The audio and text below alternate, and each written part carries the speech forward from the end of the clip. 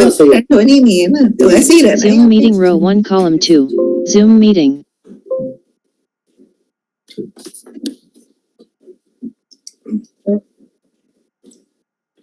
नमस्कार madam. Lakshmi Kumari. नमस्ते हमारी प्राचार्य जुड़ गई हैं मैडम। डॉक्टर भारद्वाज, हेलो हाँ, नमस्ते। जी। और कैसे हैं मैडम आप? नमस्ते राज मैम। हाँ जी नमस्कार सर, कैसे हैं आप? हम ठीक है मैम, स्वागत है आपका। सर आपका डॉक्टर बहुत बहुत भारद्वाज Ricky स्वागत। Sharma has left the meeting alert. Doctor Bhardwaj ji, मेरा भी प्रणाम स्वीकार करें। डॉक्टर प्रीतम शर्मा, रामजेश कॉलेज में हूँ मैं। हाँ जी सर, नमस्कार सर। नमस्कार जी, नमस्कार जी। और आपकी आवाज तो मैंने पहली बार सुनी है, बड़ी अच्छी मधुर आवाज है। Sana आपकी Pawar यही has से- joined the meeting और alert. रूबीडी भी है, अच्छा अच्छा, पूरी बहादुर लगती हैं, बोलती हैं तो। ठीक। अब देखो, रॉब से तो ज्यादा वास्ता सबसे ज्यादा आपका ही पड़ता होगा। ऐसा वाला रोब नहीं। बस एक आवाज का जो होता है ना सर, बोल्डनेस वाला, जी वो बोल ग्रेस, आवाज का जो ग्रेस है, आवाज का जो एक आप आवाज का अपना एक आभा मंडल होता है। और मैडम जो Rinki हमारी Sharma has Chandramani joined the madam meeting है, alert. 2009 में कल्चरल प्रोग्राम में हमारी आई थी। हाँ, रीटा मैडम से मैं अच्छे से परिचित हूँ। अच्छा रीता मैम, कार्यक्रम शुरू किया जाए। अच्छा हाँ, मैं करते हैं। थोड़ा सा अनौपचारिक बातों का भी मजा, थोड़ा सा 1-2 मिनट बस। जब तक मैं दीपिका मुझे सुन रही हो, अगर तुम अनम्यूट भी हो तो कोई बात नहीं। दीपिका, जब कोई बोलने आएगा, चाहे वो प्राचार्य मैडम हो या स्पीकर मैडम हो, उनका तुम्हें फोटो लेना है। खैर उसको पता है। Shivani हाँ। Singh has left the meeting alert. तो ठीक है संत प्रकाश, शुरू कर लें मैडम हम? हाँ। अच्छा, थैंक यू मैडम, कर लो संत प्रकाश। धन्यवाद रीता मैम, शुक्रिया। आज की सभा की शुरुआत करते हुए मुझे बड़ा हर्ष हो रहा है। और हमारे बीच हमारी प्राचार्य महोदय हैं राज मैम, हम उनका स्वागत करते हैं। साथ में हमारे जो आज के वक्तागण हैं, जो अपने क्षेत्र में एक महारथी लोग हैं, हम आज उनका भी स्वागत करते हैं। हमारे वक्ताओं में डॉक्टर चंद्रनिशा मैम हैं, डॉक्टर प्रीतम शर्मा जी हैं, जिन्होंने दिव्यांगजनों या दृष्टिबाधित लोगों के लिए एक बड़ी भूमिका अदा किया है। और आज हम यहाँ पे एकत्रित हैं विश्व जो सफेद छड़ी, जिसका एक बहुत महत्व है खास करके दृष्टिबाधित लोगों के लिए, हम उसके उपलक्ष्य में कि विश्व सफेद छड़ी दिवस, जिसको व्हाइट केन डे कहते हैं या व्हाइट केन सेफ्टी डे भी कहते हैं, जिसकी शुरुआत हुई, मांग शुरू हुई अमेरिका में, यूनाइटेड स्टेट्स ऑफ अमेरिका में 1960 में, और 1964 में पहली बार वहां के राष्ट्रपति लिंडन बी जॉनसन द्वारा उसको सेलिब्रेट किया गया एक डे के रूप में 15 अक्टूबर 1964 में। और उसके बाद से सिलसिला चला और एक बड़ी भूमिका अदा करती है एक दृष्टिबाधित व्यक्ति की जिंदगी में, जो व्हाइट केन होती है, जिसको सफेद छड़ी कहते हैं। तो खैर, वक्ताओं से हमको बहुत कुछ सुनना है। मैं तो एक छोटी सी भूमिका दे रहा हूँ कि हम यहाँ आज क्यों हैं। तो हमको 15 तारीख को ही कराना था, लेकिन कई छुट्टियां और कुछ और चीजें आ गई, जिसकी वजह से हम 15 अक्टूबर को नहीं करा पाए। तो अब उसके उपलक्ष्य में हम आज करा रहे हैं। और आज हमें सौभाग्य प्राप्त है कि डॉक्टर प्रीतम सिंह और डॉक्टर चंद्रिका मैम सिंह जी का आज हम उनके विचारों को सुनने को मिलेगा। और एक आम, जैसे जो दिव्यांग लोग हैं, जो दृष्टिबाधित लोग हैं, उनके साथ साथ एक आम जनता की, एक आम व्यक्ति की क्या उनके प्रति भूमिका है, या क्या दिव्यांग लोगों के प्रति भूमिका होनी चाहिए, एक बहुत बड़ा अहम पॉइंट है। और जो हमारे Shalini संविधान में Kumari जो has left the meeting दिव्यांगों alert. के लिए जो अधिकार है, Speech mode off. आज हमारा जो टॉपिक है यही है कि संविधान में प्राप्त विकलांगों के अधिकार, विभिन्न कार्य क्षेत्रों में क्या उनका रोल है, इसी पे पूरी परिचर्चा है। और हम मैं ज्यादा समय न लेते हुए मैं डॉक्टर रीता नामदेव मैम को आग्रह करता हूं कि मैम आप हमारे जो वक्ता हैं उनके बारे में आप बताएं, ताकि और फिर हम आगे की परिचर्चा को शुरू कर सकें। Doctor Rita Namdev ma'am. संत प्रकाश से अनौपचारिक परिचय तो वक्ताओं का एक तरह से हो गया है बातचीत में। औपचारिक परिचय मैडम पहले स्वागत करें वक्ताओं का, तो मैडम को आमंत्रित करो कि वक्ताओं का स्वागत भाषण दें मैम, और फिर इसके बाद में जो वक्ता को बुलाओगे उनका परिचय देती जाऊंगी। ठीक है मैम, तो मैं सोच रहा था कि बस प्रिंसिपल मैम भी अच्छी तरह से जान जाए। एनीवे मैम तो जानती होंगी, तो खैर इस कड़ी में मैं अपनी प्राचार्य महोदय डॉक्टर प्रोफेसर राज भारद्वाज मैम को मैं आमंत्रित करता हूँ कि स्वागत भाषण। हमारा एक छोटा सा कार्य वो मिस हो रहा है संत प्रकाश, एक छोटी सी लुई की वंदना मुझे वो करनी है, प्ले करनी है। मैं नहीं गा रही हूँ, इसलिए किसी को और चिंता नहीं करनी कि मैं बेसुरा गाने वाली हूँ। बस 2 मिनट का मैं ये प्ले कर रही हूँ, वो हमने डाला था। ओके मैम, ठीक है मैम, सॉरी राज मैम। इसके बाद मैडम को आप इनवाइट कर देना।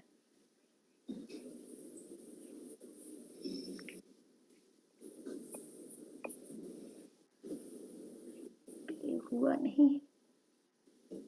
John E. Braille Day Song. MP3. Braille Day Song. MP3. Heading. Add to start. More action play. Button. Speech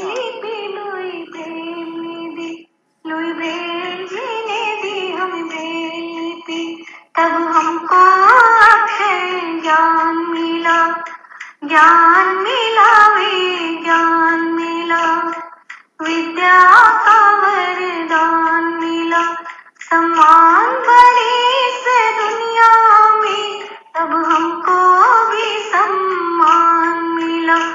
Louis Braille जी अगर ना होते तो हम सब अनपढ़ ही रह जाते, हम सब अनपढ़ ही रह जाते, कुछ पढ़ ना पाते, आगे बढ़ ना पाते, कुछ पढ़ ना पाते, आगे बढ़ ना पाते। ऐसी महान विभूति के चरणों में हम करते हैं नमन, करते हैं नमन और शत शत वंदन, करते हैं नमन और शत शत वंदन। आओ इनका सम्मान करें, सम्मान करें, गुणगान करें, सम्मान करें, गुणगान करें। चुप रहो और सुना। Happy birthday to you, happy birthday. बस अभी इतना ही ठीक है। लुई ब्रेल ऐसे विद्वान हैं जो पूरे दुनिया भर के दृष्टिबाधितों के लिए पहली तकनीक इस्तेमाल उन्होंने इजाद की, जिसके माध्यम से दुनिया भर के ब्लाइंड ने पढ़ना लिखना शुरू किया। फिर भले ही आज हम तकनीकी के अनेकों विकास के पड़ावों को पार कर चुके हैं, लेकिन इस ज्ञान के जनक को हम नहीं भूल सकते, और आज भी उसकी उपयोगिता कम नहीं हुई है। क्योंकि जब एक कहानी या एक उपन्यास होता है तो कंप्यूटर भी पढ़ के सुना देता है, फोन भी सुना देता है, लेकिन जब कोई एक कविता की पंक्ति याद करनी होती है या कोई कोटेशन कोई भी याद करनी होती है ना, तो सुन के याद नहीं होता, वो छूकर ही याद होता है। तो इसीलिए हमने हम इक्वल अपॉर्चुनिटी सेल की तरफ से प्रिंसिपल मैम का स्वागत करते हुए हम उनको आमंत्रित करते हैं स्वागत भाषण के लिए। राज मैम। नमस्कार। विश्व छड़ी दिवस, सफेद छड़ी दिवस के उपलक्ष्य में आयोजित इस वेबिनार में भगिनी निवेदिता परिवार की ओर से आप सभी का हार्दिक अभिनंदन। आज दिव्यांग जनों के अधिकार, उनके कार्य क्षेत्र, उनके और उनके समाज से जुड़े हुए विभिन्न मुद्दों पर बात करने के लिए हमारे बीच डॉक्टर चंद्रनिशा सिंह, डॉक्टर प्रीतम सिंह शर्मा जी अतिथि और वक्ता के रूप में उपस्थित हैं। आपका हार्दिक अभिनंदन। दिल्ली विश्वविद्यालय से ही संबद्ध हैं दोनों, तो हमारे परिवार के अंग हैं और आज आप दोनों को अपने बीच पाकर विशेष हर्ष का अनुभव हो रहा है। आज हम इन मुद्दों पर आपसे आपके विचार सुनेंगे, लाभान्वित होंगे ऐसी हमें आशा है। और हमारी कर्मठ सहयोगी डॉक्टर रीटा नामदेव इतने तत्परता के साथ कार्य को करने में लगी हुई हैं और इस तरह की जो वेबिनार वो आयोजित कर रही हैं, उन्हें तथा उनकी पूरी टीम को बहुत बहुत शुभकामनाएं, बहुत बहुत बधाई। आप आगे भी इसी तरह के कार्यक्रम करते रहें, हम सभी लाभान्वित होते रहें ऐसी हमें आशा है। विषय बहुत ही गंभीर है और समाज को सोचने के लिए विवश करने वाला है। हम केवल वेबिनार न करें, ये समाज में एक सहृदयता के साथ इन विषयों पर सोचने की आवश्यकता है। बहुत गंभीर विषय है। मुझे लगता है कि यह वेबिनार उन सभी मुद्दों, उन सभी विषयों को निश्चित तौर पर छुएगी और कहीं ना कहीं हम लोग इस पर विचार जरूर करेंगे। डॉक्टर रीटा नामदेव और उनकी टीम बधाई की पात्र है कि इतने अच्छे वक्ताओं को लेकर वो हमारे बीच में उपस्थित हैं। डॉक्टर चंद्रनिशा सिंह जी और डॉक्टर प्रीतम सिंह शर्मा जी, आप सभी का पुनः स्वागत। और आगे के कार्यक्रम के लिए मैं संत प्रकाश जी को बहुत बहुत शुक्रिया मैम आपके स्वागत भाषण के लिए, आपके आशीर्वचन के लिए हम हार्दिक आभारी हैं। मैम आप आई, हम पूरी टीम की तरफ से आपका स्वागत करते हैं और आपको धन्यवाद ज्ञापित करते हैं। अब इसी के साथ मैं डॉक्टर रीटा नामदेव मैम को आपका आग्रह करता हूँ कि अभी आगे के कार्य का संचालन करें, आगे के कार्यक्रम का संचालन करें। Doctor Rita Namdev ma'am. तो संत प्रकाश, मुझे सिर्फ परिचय देने के लिए बुला रहे हो संचालन की पूरा दे रहे हो? मैम आप परिचय देते हुए संचालन करें। अच्छा, ठीक है।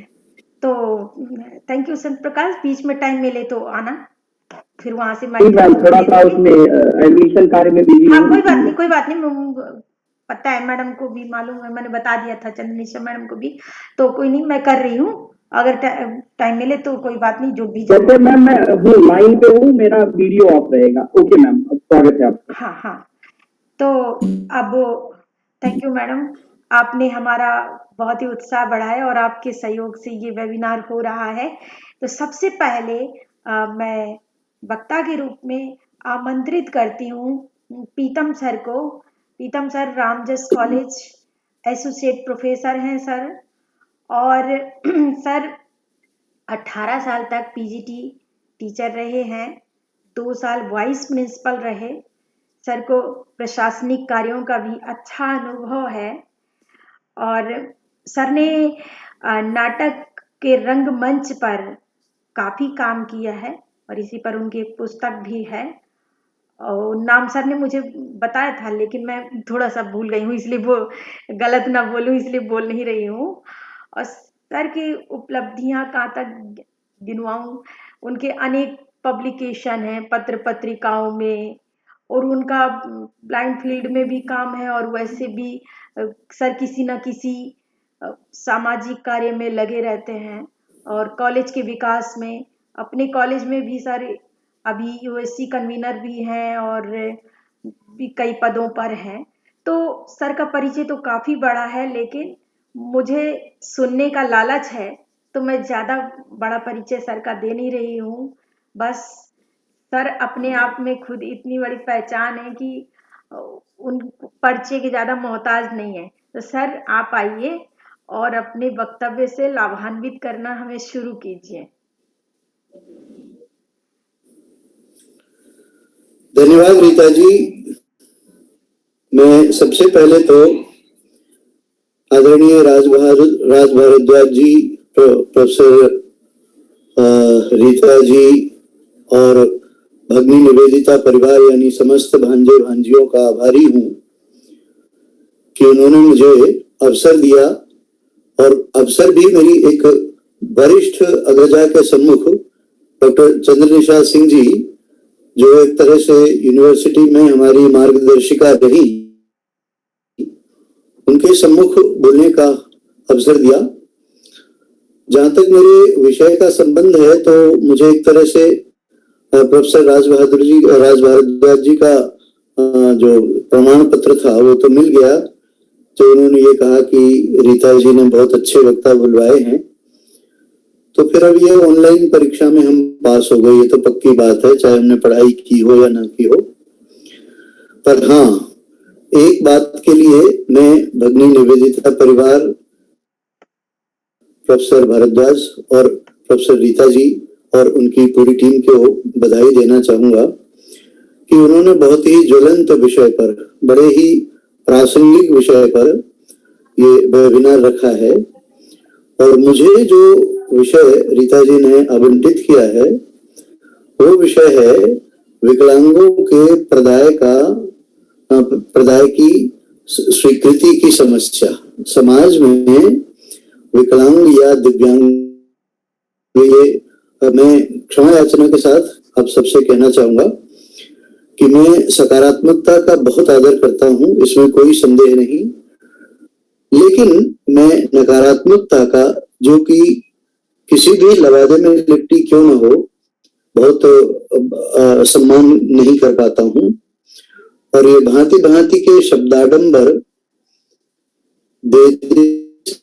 मेरा ये मानना है कि पेट भरने वाला नहीं है।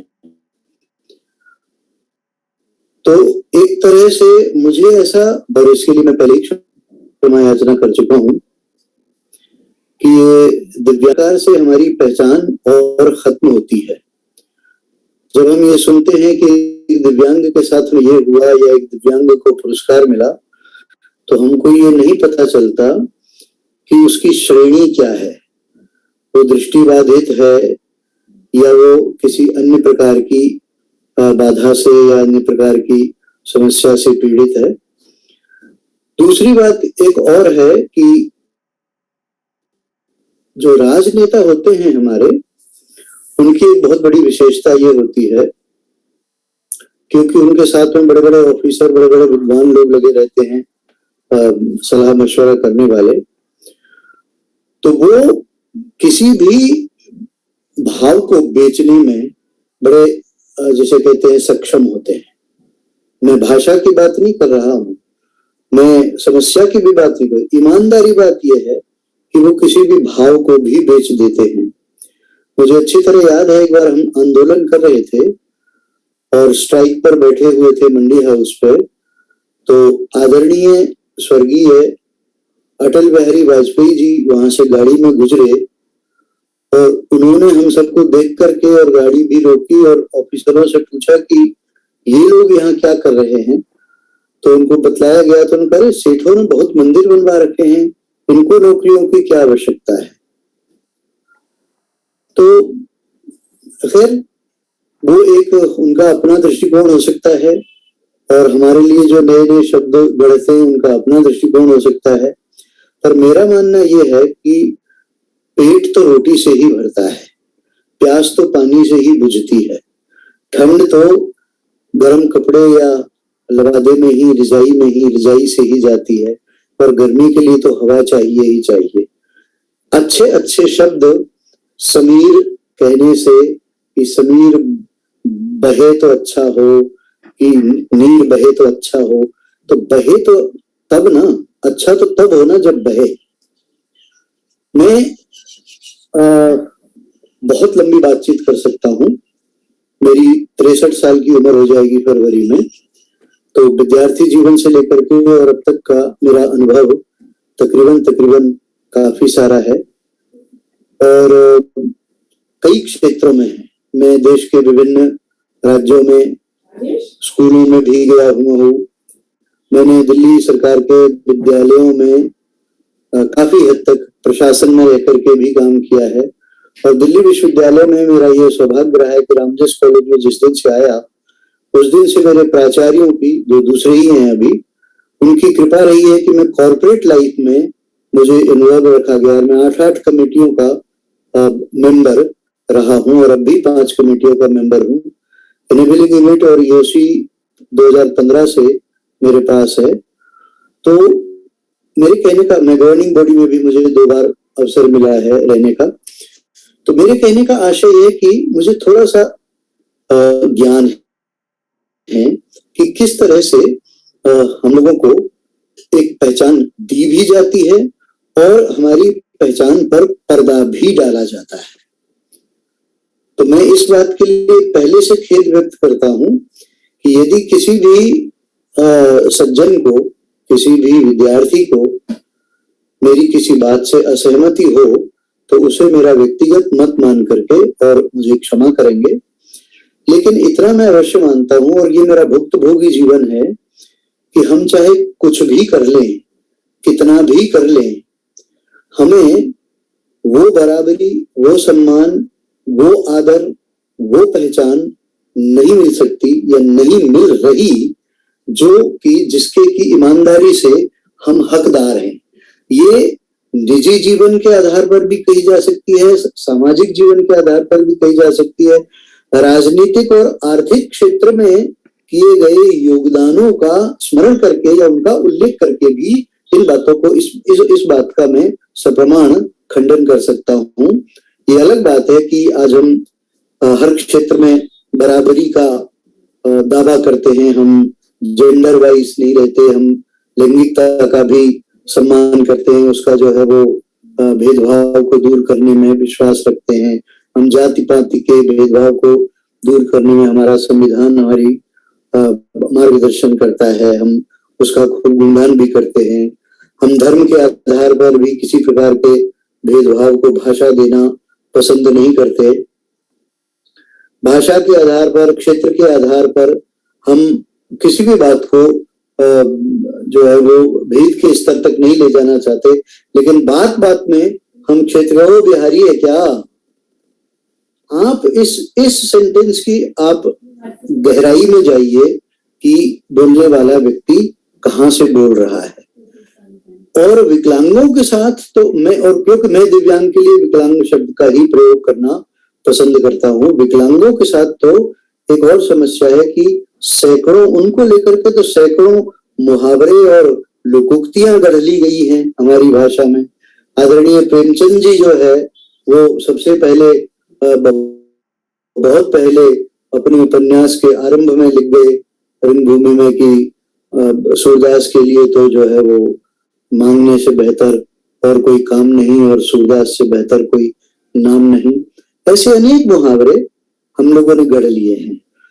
लेकिन मैं, जैसा मैंने कहा, मैं मनोविज्ञान के स्तर पर भी बात, यानी कि शिक्षा के स्तर पर, पेरेंटिंग या माता पिता के स्तर पर, समाज और परिवार के स्तर पर, राजनीति और अर्थव्यवस्था के स्तर पर, भिन्न भिन्न बिंदुओं पर हम बात कर सकते हैं। लेकिन मैं थोड़ी सी सकारात्मक और नकारात्मक दोनों प्रकार की बातें करूंगा। जैसा भाई चंद्र प्रकाश जी ने कहा, संत प्रकाश जी ने कहा, थोड़ी सी बात वो मेरे मुंह की, कहते हैं ना, मुंह की छीन गए।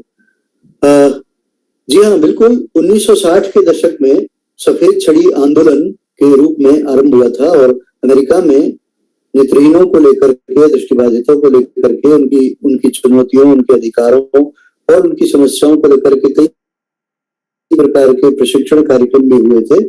लेकिन असली इस सफेद छड़ी दिवस को मनाने का श्रेय जाता है विली डी हैम्बॉर्न को। विली डी हैम्बॉर्न ये फ्रांस के थे और 1931 में उन्होंने सबसे पहले ये सफेद छड़ी के महत्व पर या सफेद बेत के महत्व पर बल दिया था।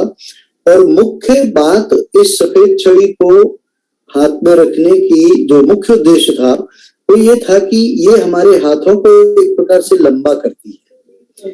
ये सफेद छड़ी हमें जहां हमारी जमीन का स्तर बताती है, हमारे आसपास के वातावरण से परिचित कराती है, हमारे हर्डल्स या बाधाओं का परिचय कराती है, उससे भी कहीं ज्यादा बेहतर ये सामने वाले के लिए एक तरह से चेतावनी देती है, सामने वाले को सचेत करती है, you have to look after him और हर। इस सफेद छड़ी को देख करके और सामने वाला सतर्क हो जाता है कि there is some problem to him और हर, तो I have to look out. अगर आपके पास में किसी प्रकार की छड़ी नहीं है, किसी प्रकार का आपने कोई इस तरह का संकेत नहीं ले रखा है, और भगवान की दया से बहुत सारे लोगों की, खासतौर पे प्रज्ञा चक्षु लोगों की आंखें भी बिल्कुल साफ रहती हैं और वो ठीक ठाक से चल रहे हैं, तो सामने वाले को ये नहीं पता चलेगा कि आप में किसी प्रकार की कोई दिक्कत है, आपको कोई समस्या है और इस वजह से दुर्घटना होने की संभावना है। तो सफेद छड़ी, व्हाइट जो कलर है वो दूर से अच्छा दिखता, बाद में इसमें और भिन्न भिन्न परिवर्तन किए गए, उस विषय में हम ज्यादा नहीं जाएंगे, लेकिन हाँ बी जॉनसन साहब ने 1964 में कांग्रेस के इस प्रस्ताव को मान्यता प्रदान की कि 15 अक्टूबर के दिन हर साल ये सफेद छड़ी दिवस मनाया जाता रहेगा, और इससे समाज को दृष्टिबाधितों के प्रति एक प्रकार से उनकी समस्याओं के प्रति, उनकी चुनौतियों के प्रति और उनको क्या अधिकार मिलने चाहिए, इसके प्रति सचेत किया जाता रहेगा। मित्रों, बहुत कुछ कहा जा सकता है, विकलांगता क्या है या परेशानियां जो किस किस तरह की हैं, उसकी भिन्न भिन्न परिभाषाएं विद्वानों ने दी हैं। मेरा ये मानना है कि वो कहते नथिंग अबाउट अस विदाउट अस, यानी हमसे बेहतर विकलांगता की और कौन परिभाषा दे सकता है। किसी ने कहा है being in the darkness can sometimes brighten your life. जी हाँ, आज के युग में ये बिल्कुल सही बात है। बहुत सारी बातों को लेकर के, बहुत सारी बातें संसार में, दुनिया में ऐसी हैं कि उन्हें ना जाना जाए, उन्हें न सुना जाए तो ही बेहतर है। आप टेलीविजन के चैनल खोल लीजिए, एक के बाद दो, दो के बाद तीन, तीन के बाद चार, चार के बाद पांच, बदलते जाइए। एक ही बात को गीत बनाकर के जिस तरह से गाया जाता रहा है, मैं समझता हूं इससे बेहतर तो ना ही सुना जाए तो बहुत अच्छा है। मैंने सुना है कि हमारे प्रधानमंत्री जी कभी टेलीविजन नहीं देखते, कभी अखबार नहीं पढ़ते, वो सिर्फ जो है वो जो न्यूज मीडिया पर, सोशल मीडिया पे दिख जाती हैं, उन्हीं को देखते हैं, या लोग जो बताते हैं उनको देखते। तो उनसे पूछा गया कि आप ऐसा क्यों करते हैं, तो उन्होंने कहा कि ये हमको और बेकार करता है, परेशानी पैदा करता है, मन में हलचल पैदा करता है, बेचैनी पैदा करते हैं ये चीजें। Yes, right. जब आज पता चलता है कि रिक्शा में बिठाकर के एक प्रज्ञा चक्षु बालिका को रिक्शे वाला गलत राह पर ले गया और उसके साथ कुकृत्य करने का प्रयास किया, तो वाकई दिल बहुत दुखता है। बेहतर होता ये बात पता न चलती तो अच्छी बात है। तो मेरे कहने का आशय यह है, मैं आपको एक नहीं अनेक उदाहरण में, मेरी बेटी का मैंने संबंध करना चाहा। अजमेर में एक राजस्थान सर्विसेज में लड़का सिलेक्ट हुआ था, उसके साथ में मैंने बातचीत चलाई। लगभग बातचीत बिल्कुल सिरे चढ़ गई थी, लेकिन मैं दिल्ली में था और वो अजमेर में थे। मेरे एक मित्र ने अजमेर से संपर्क करवाया था, लेकिन जब उनको ये पता चला कि लड़की के पिताजी प्रज्ञा चक्षु हैं, यानी ब्लाइंड हैं, तो उन्होंने अपने आप को पीछे हटा दिया। उनको डर ये था कहीं ऐसा ना हो ये खानदानी समस्या हो जाए। प्रदाय का जहां तक सवाल, आप कुछ भी अभी दूर मत जाइए। अभी ओलंपिक भी खत्म हुए हैं और पैरा ओलंपिक भी खत्म हुए हैं। ओलंपिक में आपकी इतनी बड़ी टीम गई, इतने कोचेस गए, इतने प्रैक्टिसेस उनको गए, आप वहां से जैसे तैसे मिलाकर के और 7 मेडल लाए हैं। और पैरालंपिक में छोटी सी टीम गई जिसका बेचारी का कोई विशेष वो नहीं, और वो 19 मेडल लेकर के आए। एक जेवलिन थ्रो में एक लड़का लाता है, और एक मेरे कॉलेज का लड़का सुमित अंतिल, जो जेवलिन थ्रो में पैरालंपिक में गोल्ड मेडल लाया है। आपको बता दूं, वो रामजेस कॉलेज का बीकॉम पास का 15 से 18 का विद्यार्थी है। उसकी एक्सीडेंट में एक टांग बिल्कुल कट गई थी। जब वो कॉलेज में एडमिशन हुआ था तभी उसने बीकॉम भी किया है और वो स्वर्ण पदक लाया है। एक के लिए तो आप जो है वो पूरा का पूरा स्टेडियम खोल रहे हो, संस्था खोल रहे हो, करोड़ों रुपए की बारिश कर रहे हो, गाड़ियां दे रहे हो, डायरेक्टर बना रहे हो, और एक को जो है वो उसका कोई विशेष वो ही नहीं है। वो अनेक अनेक नाम है, मैं एक अलग अलग नाम लेकर के और क्या बतलाऊं।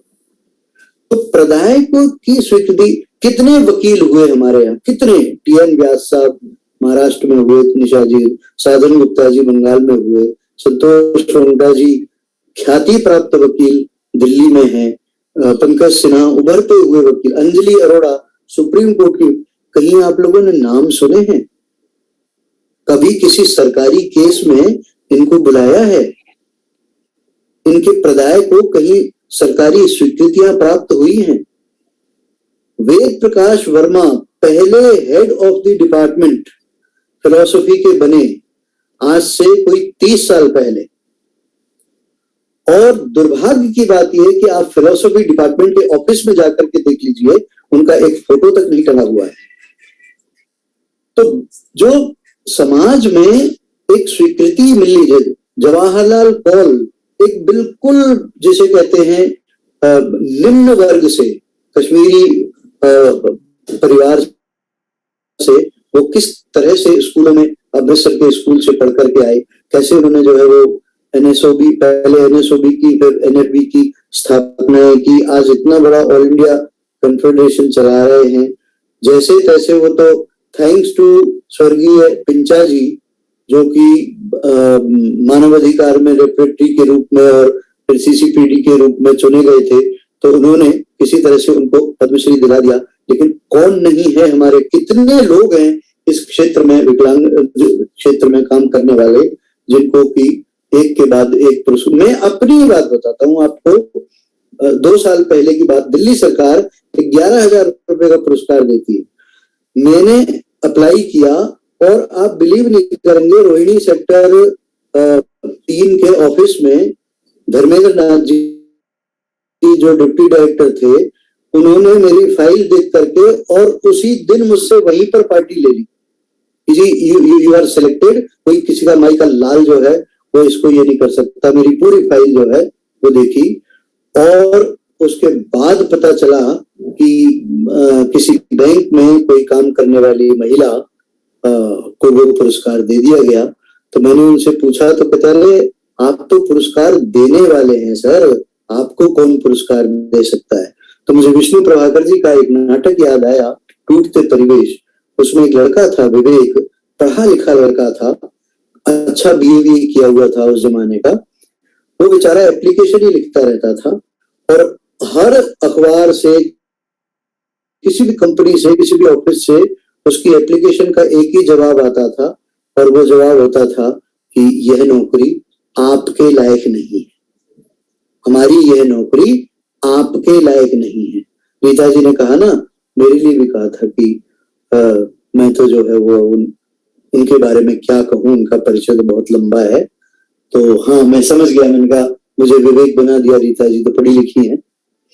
तो मैं आप लोगों से बार बार एक ही चीज पर आग्रह करूं। देखिए, मैं इतिहास पर नहीं जाऊंगा कि जी 1981 में हम 3 प्रकार के विकलांग थे, फिर 2001 में हम जो है वो 5 प्रकार के हुए, फिर 2014 में हम जो है वो 7-8 प्रकार के हो गए, फिर 16 में हम 21 प्रकार के हो गए, और फिर बाद में तो ऐसे पीड़ित लोगों के लिए भी जो है वो भी एक तरह से सुप्रीम कोर्ट ने विकलांगों की श्रेणी में शामिल कर दिया। तो इस तरह से हम विकलांगों की श्रेणियां तो बहुत बढ़ती जा रही है, लेकिन रिजर्वेशन, और वो भी केवल शिक्षा संस्थानों में रिजर्वेशन 3% से 4% हुआ है। और आप अगर दिल्ली विश्वविद्यालय की ही जो है ये कट ऑफ आ रही है, वो भी उठा कर देखेंगे तो वहां भी ये पाएंगे कि इतनी हाई जा रही है कि बेचारे विकलांगों को, और बाद में एडमिशन मिले तो, और फिर सर्वे में क्या आएगा, विकलांगों की जी 3000 सीटें हैं, केवल 300 भरी गई। अरे साहब, जब आप कट ऑफ नीचे लाएंगे ही नहीं। वो बेचारे कहाँ से लाएं 95%, 98%, 94%। तो कहीं तो उनके लिए जो है वो आपको थोड़ी सी सहूलियत देनी पड़ेगी। अगर आप चाहते हैं कि विकलांगता से वो लड़ सकें, जो बाधा उनके सम्मुख है उसका वो भली भांति मुकाबला कर सके, तो फिर आपको थोड़ा सा उनको रास्ता भी देना पड़ेगा। एक तरफ तो आप जो है वो रास्ते को जितना चाहे उतना संकरा कर दें, कांटे बिछा दें और फिर कहें कि जी दौड़िए, और आप तबीयत से दौड़िए, कोई लक्ष्य नहीं, कोई उद्देश्य नहीं, कोई इनको ये कि कहाँ तक दौड़ना है। आपको कुछ तो थोड़ा सा सहूलियत। मैं ये नहीं कहता कि सरकार ने किया नहीं, बहुत कुछ किया है, लेकिन उससे कहीं ज्यादा करना बाकी है। और साहब क्यों उतना नहीं किया जा रहा जितना करना बाकी है? उसका मुख्य कारण है कि हमारा कोई वोट बैंक नहीं है। 1911 की जनगणना में हम 2.16 बताए जाते थे विकलांग लोग।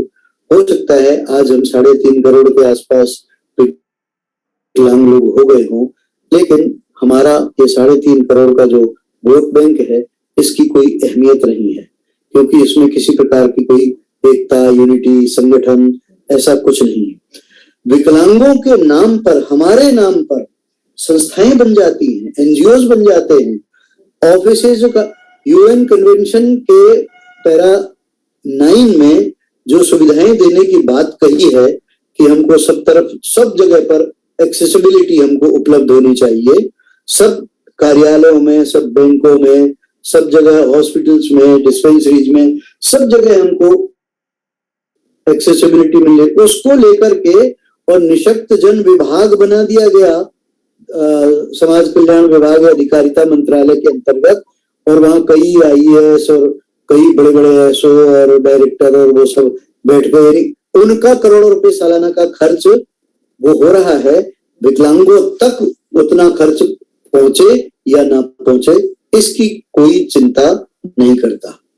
वास्तविकता ये है कि आर्थिक पुनर्वास करना, सामाजिक पुनर्वास करना एक प्राथमिकता होनी चाहिए।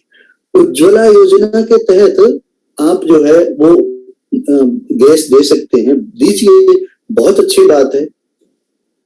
आपने कभी दिव्यांग योजना के तहत, विकलांग योजना के तहत, अरे विकलांग महिलाओं को ही कुछ सुविधा देते हुए सुना पढ़ा है?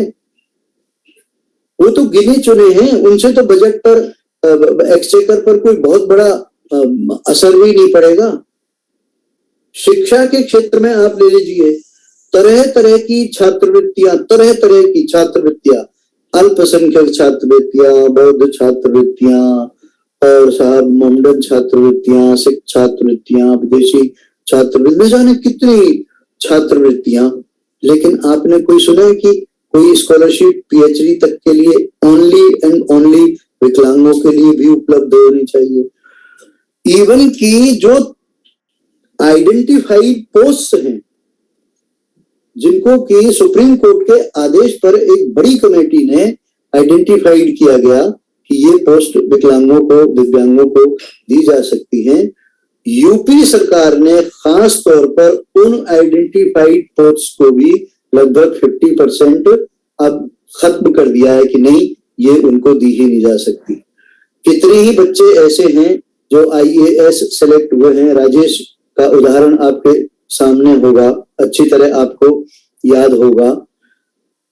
3 साल तक सिलेक्शन के बाद, आईएएस बनने के बाद 3 साल तक केस लड़ा है, बिहार का बच्चा है, तब जाकर के और उसको कहीं पोस्टिंग मिली हुई है। अभी इसी साल 4 बच्चों ने यूपीएससी क्रैक किया है। इसके पहले हमारे 2 और छात्र राकेश शर्मा और पिछले साल सत्येंद्र ने यूपीएससी क्रैक किया। ट्रेनिंग तक ठीक है, पोस्टिंग पे क्या करते हैं, आप तनख्वाह ले लीजिए, घर बैठिए। तो इस तरह की उनकी जिससे कहना चाहिए, ये प्रकार का मेरा ये मानना है कि ये एक प्रकार का अपमान है कि आप तनख्वाह ले लीजिए और घर बैठे रहिए। आर्थिक पुनर्वास निश्चित रूप से आवश्यक है, लेकिन जब वो कुछ करके ले सकता है तो उसके ऊपर रहम क्यों कर रहे हैं?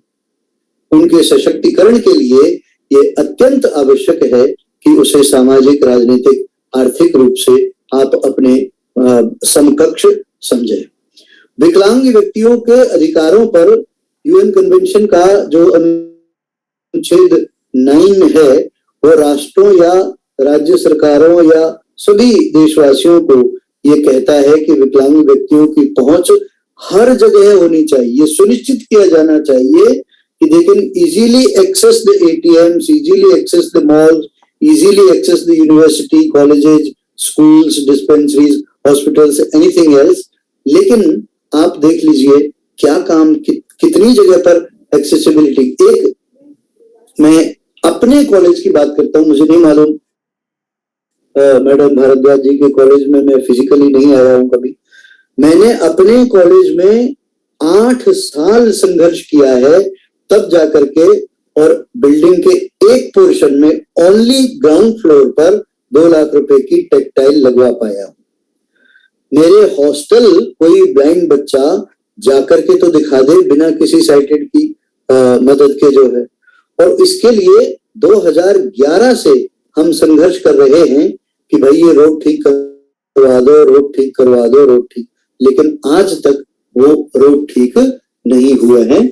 तो मेरे कहने का जो आशय है वो ये है कि फलसफों से जिंदगियां नहीं चला करती, जिंदगी तो कुछ ठोस मांगती है।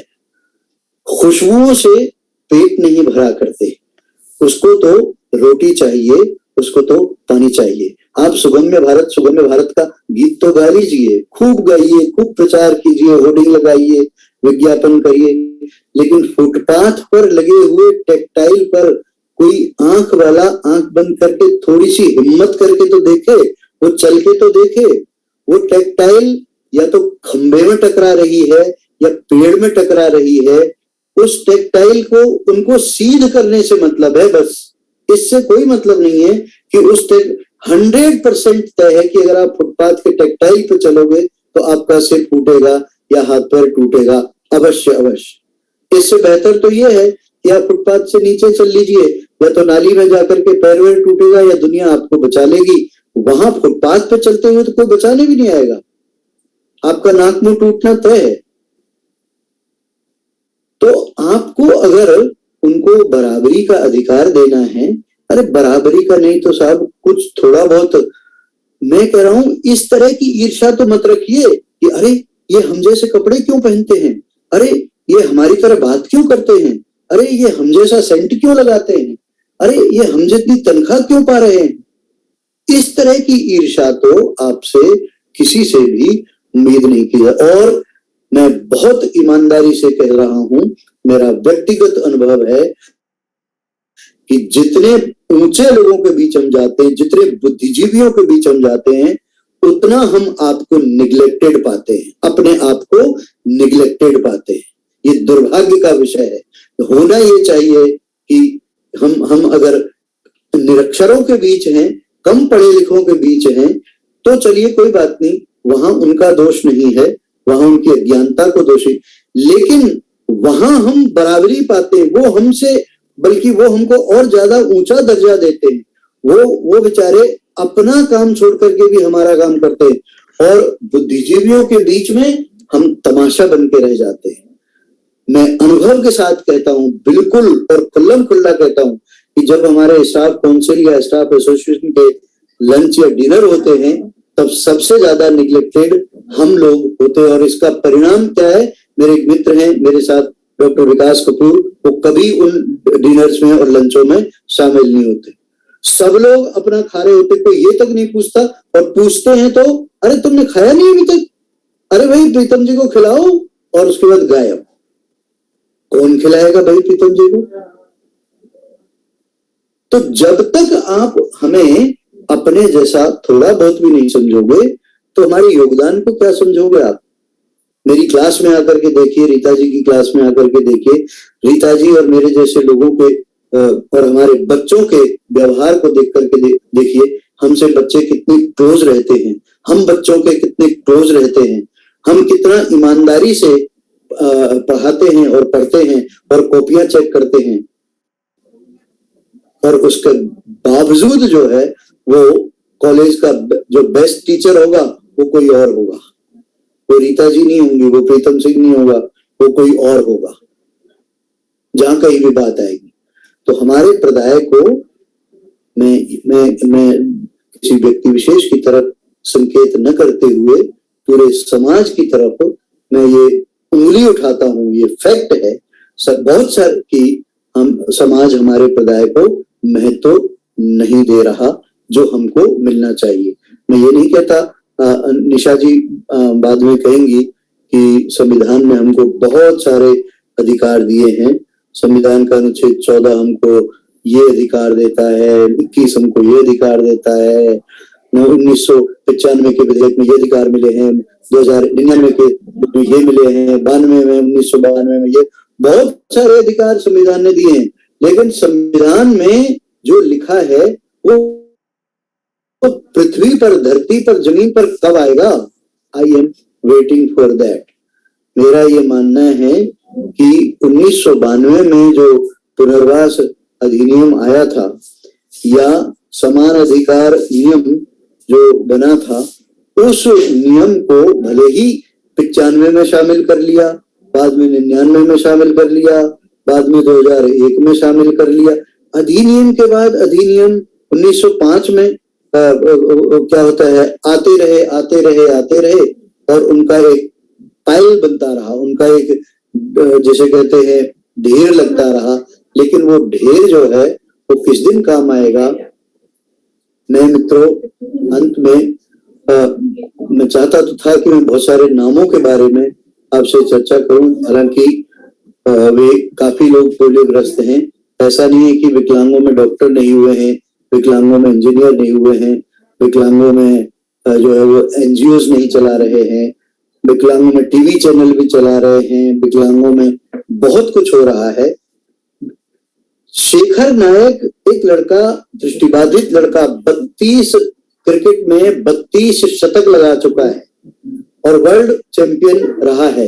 क्या आपने राजीव खेल रत्न पुरस्कार, कोई अर्जुन पुरस्कार, कोई और पुरस्कार वगैरह वगैरह किसी विकलांग को मिलते हुए देखा है या सुना है? वो बेचारे कहां से आ गए? कैसे? क्या उनका कोई अधिकार नहीं है? अंत में मुझे नहीं मालूम मेरा समय क्या है, मैं आपको कुछ पॉइंट्स सुझा करके और फिर अपनी ही एक छोटी सी कविता सुना करके और आपका स्थान, मतलब मैं अपना स्थान लूंगा। हम समाज से क्या उम्मीद रखते हैं, कैसे हम ये माने कि ये मानेंगे कि आप हमें अपना मान रहे हो?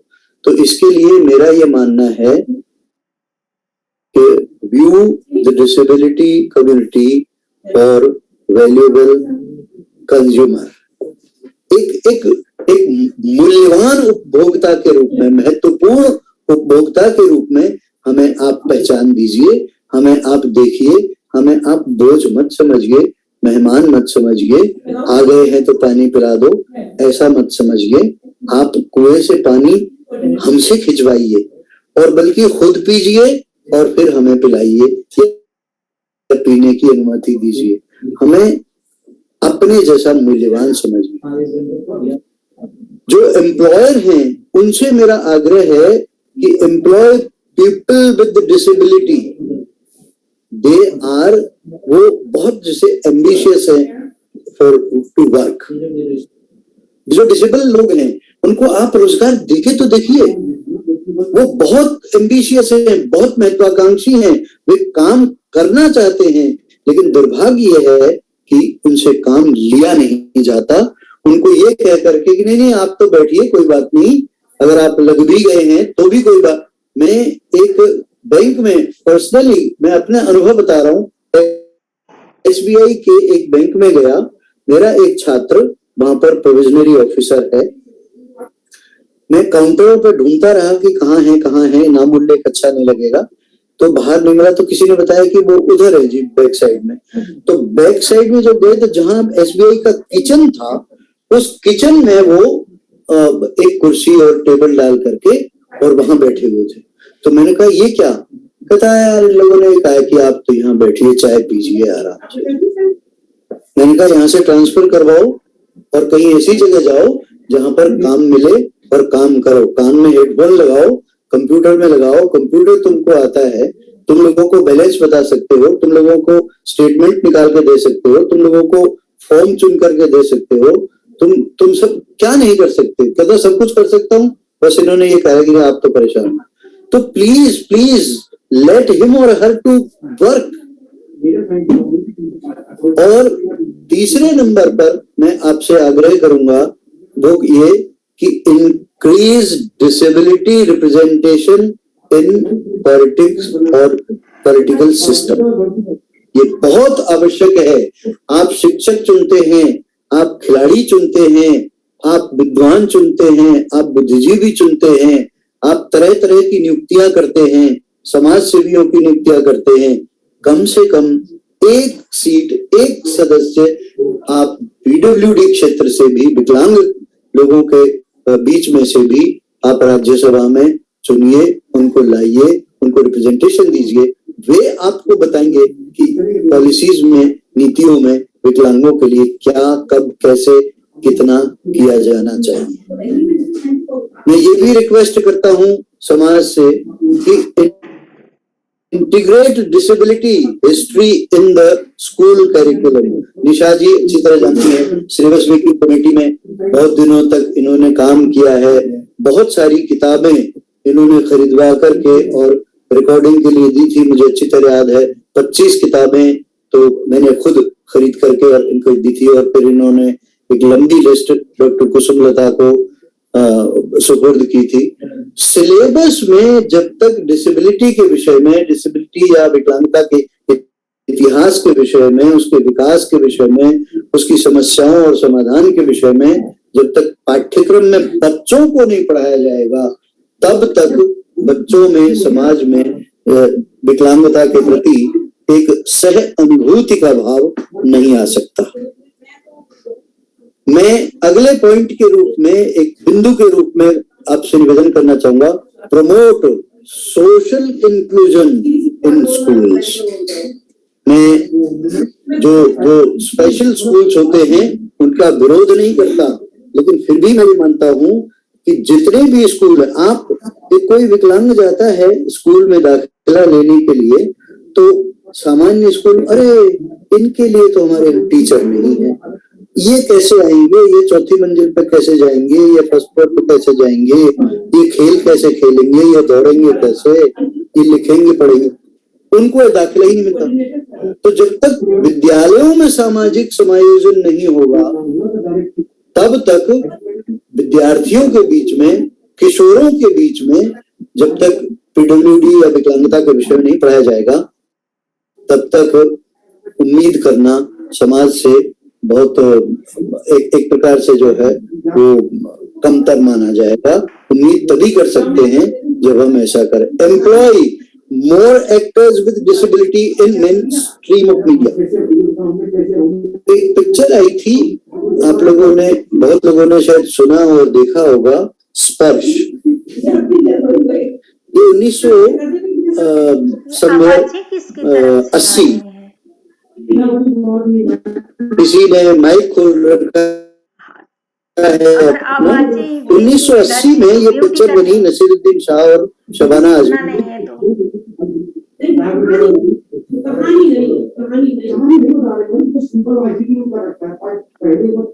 1980 में ब्लाइंड रिलीफ एसोसिएशन दिल्ली में पूरी इस पिक्चर की शूटिंग हुई और इस पिक्चर में सौभाग्य से 1-2 क्लासों में मैं भी हूँ। नसीरुद्दीन शाह प्रिंसिपल बने और पूरी की पूरी प्रिंसिपल वो A.K. मित्तल, अजय कुमार मित्तल, जिनकी डेथ हो गई अभी, वो बने, अजय कुमार मित्तल बने प्रिंसिपल, ब्लाइंड प्रिंसिपल बने। मैं आज पूछता हूँ, उस समय तो मैं विद्यार्थी था 12वीं क्लास में, मैं आज नसीरुद्दीन शाह साहब से, सही ब्रांच पे जिन्होंने ये पिक्चर बनाई थी, पूछना चाहता हूँ कि उस पिक्चर में खुद अजय कुमार मित्तल को क्यों नहीं हीरो रखा गया? He was a handsome person, dashing person, एक जवान उस समय, ये जब ये पिक्चर बनी थी 35 साल के वो थे, तो क्या वो हीरो नहीं हो सकते थे? लेकिन साहब ब्लाइंड की एक्टिंग करने वाला कोई और चाहिए, ब्लाइंड नहीं चाहिए। एक्टिंग किसी से भी करा लेंगे।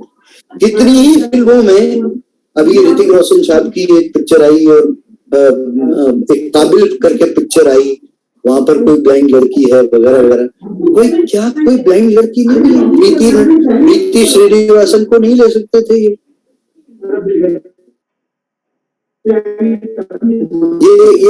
इतनी अच्छी बच्चियां IAS हमारी लड़कियां बनी हुई हैं, उनको वहां कोई हीरोइन नहीं मिलता।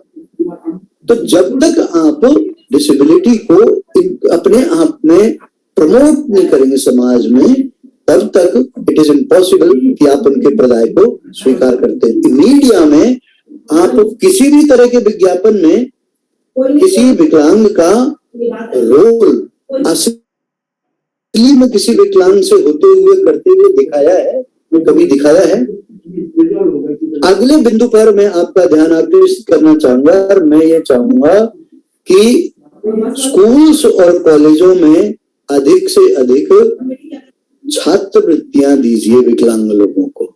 ये दुर्भाग्य है हमारे देश का कि ज्यादातर विकलांग लोग आपको निम्न वर्ग से मिलेंगे, ज्यादातर। उसके कारण हो सकते हैं, सामाजिक कारण हो सकते हैं, आर्थिक कारण हो सकते हैं, क्योंकि एक तो इलाज की समस्या होती है, दूसरा रूरल एरियाज से मिलेंगे, वहां कोई आसपास हॉस्पिटल या इलाज की सुविधा नहीं होती। तो आमतौर पे वे लोग पढ़ने वाले तो होते हैं, लेकिन संसाधनों की कमी के कारण वे पढ़ नहीं पाते। इसलिए मेरा ये आग्रह है, मैं ये नहीं कहता कि उनको घर बैठे तनख्वाह दीजिए, लेकिन मैं ये कहता हूं कि उनको जब तक वो पढ़ते हैं, हायर एजुकेशन तक जो है वो उन्हें पढ़ाइए और उनको वो दीजिए। दूसरी बात, थोड़े से जो पढ़ लिख जाते हैं, अच्छे हो जाते हैं ज्ञान के क्षेत्र में, कला के क्षेत्र में, make air travel universally accessible. हवाई यात्रा मैं कर सकता हूं, भगवान ने इतना दिया है, लेकिन मेरे लिए हवाई यात्रा एक्सेसिबल नहीं है, हवाई अड्डा एक्सेसिबल नहीं है, मेरे साथ अटेंडेंट अलाउड नहीं है हवाई यात्रा अंदर जाने के लिए। वो अपने आप पकड़ के ले जाएंगे और कहा यहाँ बैठ जाइए, और 1.5 घंटे तक अगर कोई आपके पास नहीं आया पूछने, तो आप चिल्लाते रहिए, पता करते रहिए कौन लाया था, क्या गया था। तो एक्सेसिबिलिटी जब तक आप उनको नहीं देंगे, रेलवे स्टेशन के प्लेटफॉर्म टू प्लेटफॉर्म कैसे जाएं, रेलवे स्टेशन पर एक ट्रेन से दूसरी ट्रेन अगर अचानक बदल गया प्लेटफॉर्म, आप खड़े हुए प्लेटफॉर्म नंबर 16 पर, अचानक से अनाउंस हुआ प्लेटफॉर्म नंबर 16 पर खड़े यात्रियों से अनुरोध है कि वो प्लेटफॉर्म नंबर 9 पर चले जाएं, क्योंकि उनकी गाड़ी 16 की बजाय 9 पे आ रही। जरा सोचिए, एक व्हील चेयर बाउंड व्यक्ति है या एक दृष्टिबाधित व्यक्ति है, वो किस तरह से अपने सामान को लेकर के और वहां तक भागेगा? तो क्या अनिवार्य रूप से ये लिखा है शास्त्रों में कि उसको कुली लेना ही लेना पड़ेगा? आप ऐसे रास्ते, आप ऐसी सुविधा क्यों नहीं देते कि वो अपने आप को स्वतंत्र समझे, इंडिपेंडेंट समझे? फिर मेरा आपसे आग्रह है इस वेबिनार के माध्यम से कि एक्नॉलेज दैट पॉलिसी, ये जो पुलिस ब्रूटैलिटी होती है हमारे इसमें जो अक्कर होती है, पुलिस ब्रूटैलिटी, उसको पुलिस ब्रूटैलिटी के कारण बहुत से लोग विकलांग हो जाते हैं, और विकलांगों पर भी पुलिस रहम नहीं करती। तो पुलिस में एक इस तरह की सहानुभूति जगाना अनिवार्य है, किस तरह का वातावरण जगा। मैं अभी देखोगे आप, अभी कुछ ही दिन पहले एक सर्कुलर घूम रहा था, और ये सर्कुलर सेंट्रल गवर्नमेंट का था, जिस सर्कुलर में पुलिस प्रशासन में जो आइडेंटिफाइड पोस्ट थी पीडब्ल्यूडी के लिए, चिन्हित पोस्ट थी, उनको खत्म कर दिया कि ये उनको नहीं दी जाए। तर्क क्या दिया कि ये तो पुलिस में है। अब मुझे समझ में नहीं आता कि IT, information technologist, computer operator, telephone operator, clerical काम करने वाला, स्टेनोग्राफिंग का काम करने वाला, ये आदमी कैसे जो है वो विकलांग नहीं कर पाएगा ये काम, कैसे विकलांग, लेकिन उसको ये कह करके कि नहीं ये तो पुलिस का काम है, तो ये इन पोस्टों को खत्म कर दिया जाए। तो बहाने करके और उनको आप मजबूरन अटल बिहारी वाजपेयी जी की राह पर चलाना चाहते हैं। और मित्रों, एक रिक्वेस्ट अंत में ये भी करना चाहूंगा कि realise that the people with disability are human beings. ये मानना बहुत बहुत आवश्यक है, ये जानना बहुत बहुत आवश्यक है, ये स्वीकार करना बहुत बहुत आवश्यक है कि जो विकलांग हैं, जो पीडब्ल्यूडी हैं, वे भी इंसान हैं, वे भी भावना रखते हैं, उनको भी भूख और प्यास लगती है, उनको भी सब प्रकार के जो भाव होते हैं, जो नवरस हैं उनके भीतर हैं, उनके भीतर रति है, उनके भीतर हास है, उनके भीतर रौद्र है, उनके भीतर निर्वेद है, हर चीज हर भाव उनके भीतर है। इसलिए ये आवश्यक है कि आप उन्हें ह्यूमन बीइंग माने, मानव माने। और अंत में, हालांकि मेरा मन तो और था कुछ नामों को लेकर के चर्चा करने का, लेकिन मुझे लग रहा है लंबा हो जाएगा। और निशा जी बहुत देर से हमारे साथ हैं, मैडम भारद्वाज भी बहुत देर से साथ हैं। सोच रही है मैंने कहा कि बड़ाई कर दी, अच्छा होता पहले ही कह देती कि 10 मिनट से ज्यादा मत बोलना। तो अंत में मैं अपनी स्वरचित एक इस विकलांगता को लेकर के या मेरे प्रदाय की अस्वीकृति को लेकर के एक निवेदन आपसे करना चाहता हूँ एक कविता के रूप में कि तुम मुझे आवाज दोगे, मैं तुम्हें परवाज दूंगा। तुम मुझे आवाज दोगे, मैं तुम्हें परवाज दूंगा। तुम मुझे एहसास दोगे, मैं तुम्हें विश्वास दूंगा। देखे तो देखिए, तुम मुझे एहसास दोगे, मैं तुम्हें विश्वास दूंगा। तुम अगर एक साज दोगे, राग मीठे पाओगे, गीत कुछ ऐसे लिखूंगा, तुम भी जिनको गाओगे। सोच लो तुम फिर बताओ, क्या है तुमको लाजमी? है हमारी मांग इतनी, मान लो तुम आदमी। लाज कैसी पास मेरे आने में, क्या नहीं है ताल सुर इस गाने में। आओ बैठो पास मेरे, क्या मुझे अपनाओगे? अरे तुम जरा छू लो मुझे, पूजनीय हो जाओगे। तुम जरा छू लो मुझे, पूजनीय हो जाओगे। आए हैं हम इस जहां में रास्ते से एक ही, आप भी और मैं भी और सभी। वो कबीरदास ने कहा कि बामन है तो तू जो है वो और कहीं से क्यों नहीं आया। आए हैं हम रास्ते से इस जहां में एक ही, और जाएंगे हम इस जहां से रास्ते पर एक ही। रक्त सारे प्राणियों में एक ही है रंग का। फिर दरमिया तेरे या मेरे फासला क्यों ढंग का। देख लो तुम एक नजर से, अपना सा सब पाओगे। तुम जरा छू लो मुझे, पूजनीय हो जाओगे। तुम जरा छू लो मुझे, पूजनीय हो जाओगे। अंत में मैं एक बार फिर से आप सबका बहुत बहुत धन्यवाद करते हुए, आभार व्यक्त करते हुए, इस उम्मीद के साथ कि यदि मेरी कोई बात आपको अरुचिकर लगेगी तो मुझे क्षमा करेंगे। मैं अपनी वाणी को विराम देता हूँ। जय भारत, जय हिंद, नमस्कार। Thank you sir. और बुरा लगने का कोई प्रश्न नहीं है, क्योंकि ये हमारी पीड़ा है और अपनी पीड़ा भी नहीं बताएंगे तो फिर और क्या करेंगे रिलैक्स के लिए। कम से कम पीड़ा बताएं तो सही, इतना तो नहीं तो अंदर ही अंदर कितना घुटेंगे।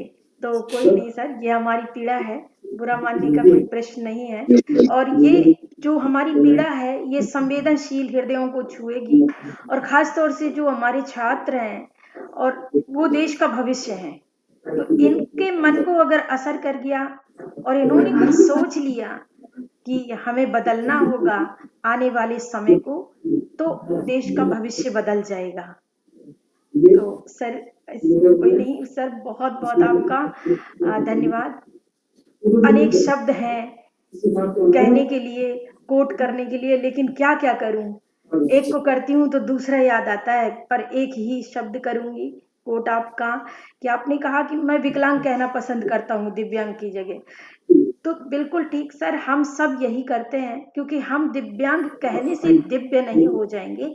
एक बार एक मीडिया में मैं सुन रही थी कि एक कुत्ते की टांग टूट गई थी, तो उसकी हेल्प करी थी किसी ने, तो उनका बड़ा प्रशंसा हो रही थी कि दिव्यांग कुत्ते की मदद की। तो कुत्ता भी दिव्यांग हो सकता है, सिर्फ अंग भंग हो जाए दिव्यांग है, दैविक जैसे ज्योति आ जाती है, जबकि हर व्यक्ति दिव्यांग है। दिव्यांग का मतलब दिव्य है, जिस हर व्यक्ति में कोई ना कोई दैविक शक्ति है। अपना जो मन है, जो मानसिक ताकत होती है, जो आत्मा का बल होता है, वही तो दिव्य होता है। और दिव्य क्या है, कोई शरीर थोड़े ना दिव्य है। लेकिन दिव्यांग नाम दे करके, और अगर हमें सोचा जाए कि हम दिव्य हो जाएंगे या कुछ देश को विशेष दे देंगे, तो ऐसा नहीं है। दिव्यांग की जगह देशांग समझने की जरूरत है, और नहीं तो हम विकलांग ही ठीक हैं। अपने आप को जो है वही समझें, गलत फहमी में क्यों जिए। तो बहुत बहुत थैंक यू सर।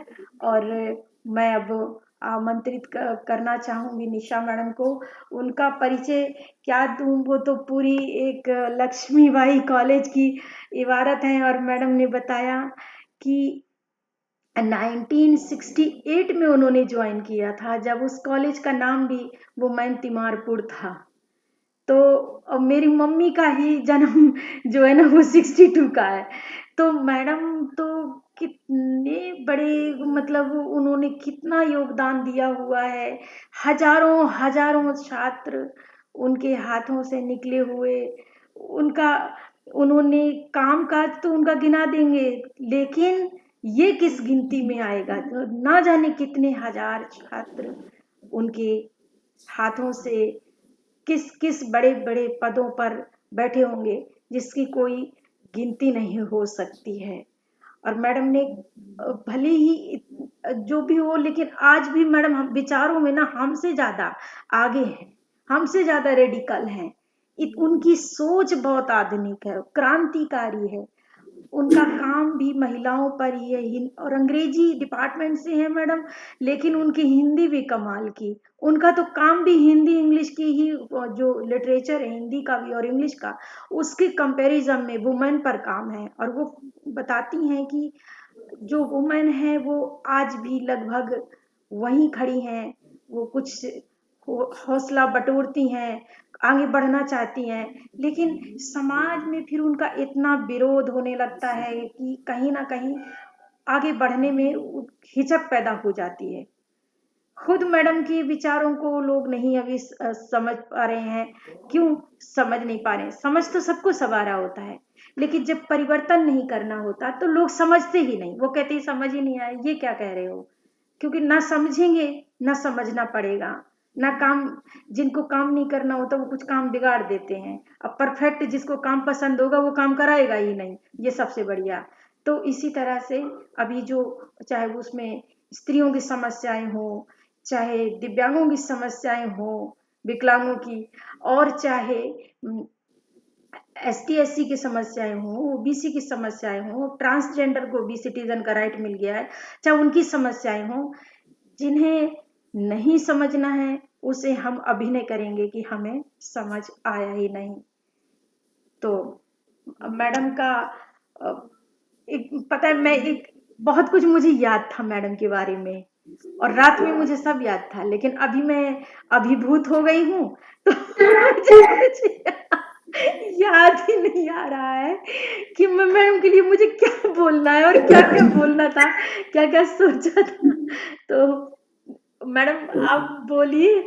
और हाँ, बस एक पॉइंट मुझे बोलना है कि मैडम जो 2008 में यूपीसी में आई और 2012 तक रही, उन्होंने कॉलेजों में, यूनिवर्सिटी में सोच को एकदम बदल दिया और इतना कुछ शुरू कराया कि अभी भी जो कुछ थोड़ा बहुत चल रहा है EOC के नाम पर, या समानता के अधिकार प्राप्त प्रदान करने के लिए विशेष अधिकार प्रदान करना, वो उन्हीं का शुरू कराया हुआ है, जिसमें कुछ चल रहा है और कुछ बंद भी हो गया है, आगे नहीं बढ़ा है। तो मैडम भी बहुत बड़ी लक्ष्मीबाई कॉलेज में वो वाइस प्रिंसिपल भी रही हैं। उनके बहुत पत्रिकाओं में अनेकों रेडिकल लेख हैं स्त्रियों को लेकर के।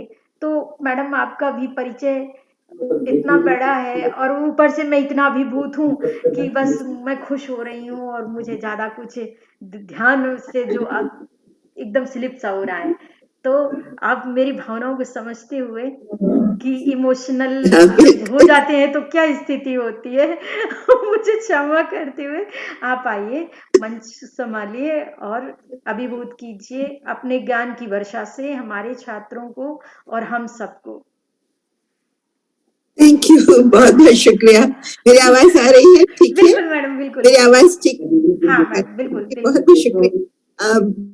इतना कुछ नहीं है मेरे पास, मैं बहुत साधारण सी इंसान हूँ और बहुत बहुत शुक्रिया मुझे यहाँ पर इस मंच पर बुलाने के लिए। मैम मैं आपको बुला दिया है और फिर मुझे एक पॉइंट ध्यान आ गया तो मैं बोल रही हूँ कि सर अभी आपने जेएल कौल सर का नाम लिया था, प्रीतम सर ने, और मैडम एक प्रोजेक्ट कर रही हैं चुपचाप खामोश। ऐसा नहीं है कि मैडम रिटायर हो गई हैं तो उनका ध्यान नहीं है इस ओर, चुपचाप उन पर प्रोजेक्ट बना रही हैं मैडम। तो मैडम बहुत साइलेंट हैं लेकिन वो काम उनके जो है ना बहुत रेडिकल है। यस मैडम, मैं चुप होती हूँ। Thank you very much. औपचारिक तौर पर अब डॉक्टर भारद्वाज तो पता नहीं कहाँ है अब इस समय, सुन रही है या नहीं सुन रही है, but protocol demands doctor Bhardwaj और रीटा जी, आप और प्रीतम जी और बाकी सब साथी जो इस प्रोग्राम के साथ सम्मिलित हैं, पहले तो बहुत बहुत मेरे लिए खुशी की बात है कि मैं इस मौके पर क्या कुछ कह पा रही हूँ। दूसरा ये है कि किसी भी प्रोग्राम को आयोजित करना बहुत मुश्किल होता है। हम लोगों ने क्योंकि कॉलेजों में खुद काम किया है तो हम जानते हैं कि कितनी एफर्ट लगने के बाद हम लोगों को इकट्ठा कर पाते हैं। और तीसरा, माफी चाहती हूँ मैं इतनी अच्छी हिंदी नहीं बोल पाऊंगी जितना आप लोग बोलते हैं, मिली जुली भाषा में बात करूंगी क्योंकि वही सुविधा। कोई दिक्कत नहीं, आप बस कुछ सोचने की जरूरत। अच्छा, मैं बात ये है कि प्रीतम जी ने ना लगभग सब बातें कह दी हैं और मैं उन लगभग सभी के साथ मेरा कंप्लीट एग्रीमेंट है। मैं बिल्कुल हर उस पॉइंट को मानती हूँ और मैंने वक्त पर उन 4 सालों में भी और तब से लेकर अब तक भी महसूस किया है, क्योंकि मैं कभी भी अलग नहीं हो पाई हूँ इस मेरा जो रुझान रहा जिस काम में, उससे मैं कभी नहीं अलग हो पाई। और मैं एक और बात कहना चाहती हूँ कि मेरे लिए जिंदगी के सबसे सफल वही 4 साल थे। अगर मैंने जिंदगी में कुछ पाया और मुझे लगा कि मेरी जिंदगी का कोई अर्थ था तो शायद उन 4 सालों के से ज्यादा नहीं कहीं भी मुझे मिल पाया एक पूर्ति मुझे जिंदगी में। मुझे लगा कि मैंने कुछ गेन किया लाइफ में, कुछ करके जा रही हूँ और अब भी करना चाहती हूँ। मेरी थोड़ी सी अप्रोच, जैसे तुमने बाद में कहा रीटा, मैं थोड़ी सी रेडिकल हूँ विचारों में। मैं ये सोचती हूँ कि हम खाली बात करें बैठ करके और अफसोस जाहिर करें कि नेता लोग आते हैं, बड़ी बड़ी बातें करते हैं और एक नई शब्दावली बनाकर चले जाते हैं। उससे डिसेबिलिटी की जिंदगी में कोई परिवर्तन नहीं होने वाला है, बदलाव नहीं आएगा। और अगर हम इस तरह के बदलाव को धीरे धीरे रेंग के पाने की कोशिश करेंगे तो पता नहीं कितनी जनरेशन्स उसी तरह से निकल जाएंगे, तो ये तो गलत हो जाएगा। जिस दिन दिव्यांग शब्द को बनाया गया और न्यूज़पेपर्स में और टीवी पर ये शब्द जोड़ा गया, मेरे कान खड़े हो गए उस वक्त। मैंने कहा ये क्या है, मतलब ये क्या होता है, क्यों बनाने की जरूरत है नया शब्द एक। लेकिन मुझे हैरानी है कि थोड़ी बहुत प्रोटेस्ट हुई लेकिन किसी ने ज्यादा प्रोटेस्ट नहीं किया। थोड़ी बहुत जरूर हुई, कुछ लोगों के आर्टिकल भी मैंने पढ़े, लेकिन जो जबरदस्त तरीके से एक मोर्चा बनना चाहिए था या संस्थाओं को उठाना चाहिए था, मुझे तो ये लगा कि साइकोफेंसी है, क्योंकि प्राइम मिनिस्टर ने ये शब्द बना दिया है। उस शब्द को इमीडिएटली अडॉप्ट कर लिया गया और जगह जगह पर होने वाले जितने भी प्रोग्राम्स हुए, जितने भी सेमिनार्स हुए, वेबिनार्स हुए, वहां पर इसको आसानी से लगा दिया गया, उसको एक्सेप्ट कर लिया गया है। क्यों एक्सेप्ट किया गया ये शब्द? क्यों एक नई शब्दावली बनाई गई? जब हम कहते हैं कि हमें ह्यूमन बीइंग होने के नाते डिसेबिलिटी वर्ड से कोई प्रॉब्लम नहीं है, विकलांग होने से कोई प्रॉब्लम नहीं है, अगर आप मुझे ब्लाइंड कहते हैं मुझे कोई प्रॉब्लम नहीं है, तो फिर हम इस शब्द का इस्तेमाल वर्जित कर दें, छोड़ दें और लोगों को समझाने की कोशिश करें कि हमको देवता वाले रूप नहीं चाहिए, पहले हमें इंसानी अधिकार तो दे दो, फिर देवताओं के अधिकार दे देना। तो जब आप उसी तरह से जैसे औरत को देवी बना करके आप पेडेस्टल पर बैठा देते हैं और फिर आप उससे आशा करते हैं कि वो छूछा ना करे उसके बाद, वही बात है कि आप उसको दिव्यांग बना दीजिए, फिर उसे कहिए तो बहुत ऊंची चीज है, इनका तो बहुत अलग ही एक दुनिया है, इसलिए वो सामान्य दुनिया का तो हिस्सा हो नहीं सकते।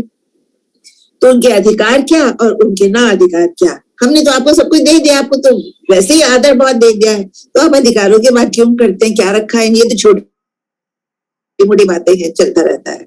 इतनी संस्थाएं बना दी आपके लिए, इतना कुछ कर दिया।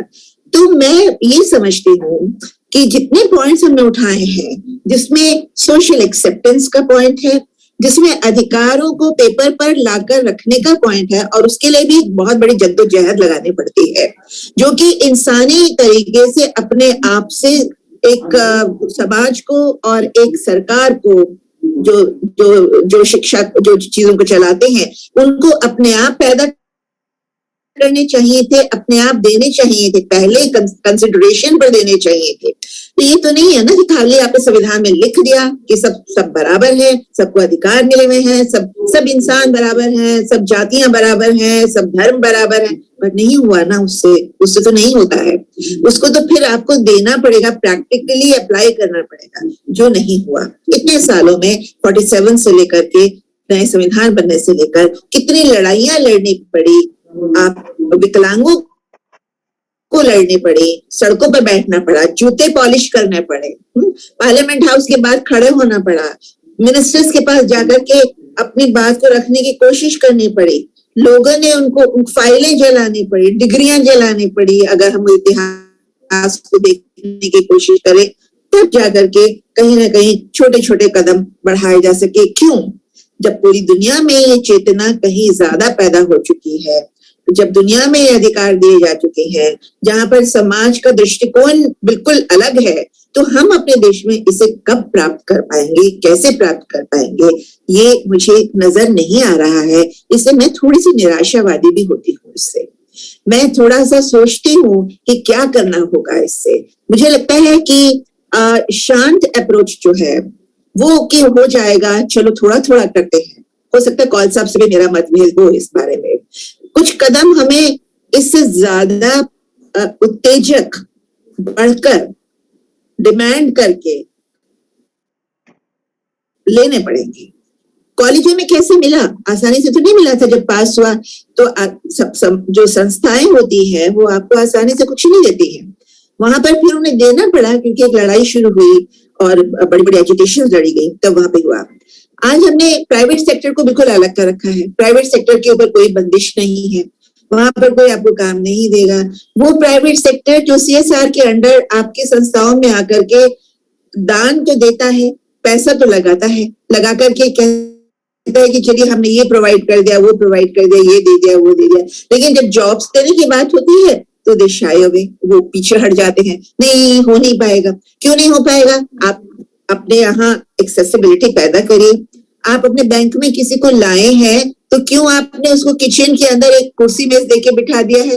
क्यों आपने उसको जिम्मेदारी नहीं दी है? क्यों आपने उसको लोगों से इंटरेक्शन की पॉसिबिलिटीज नहीं दी है?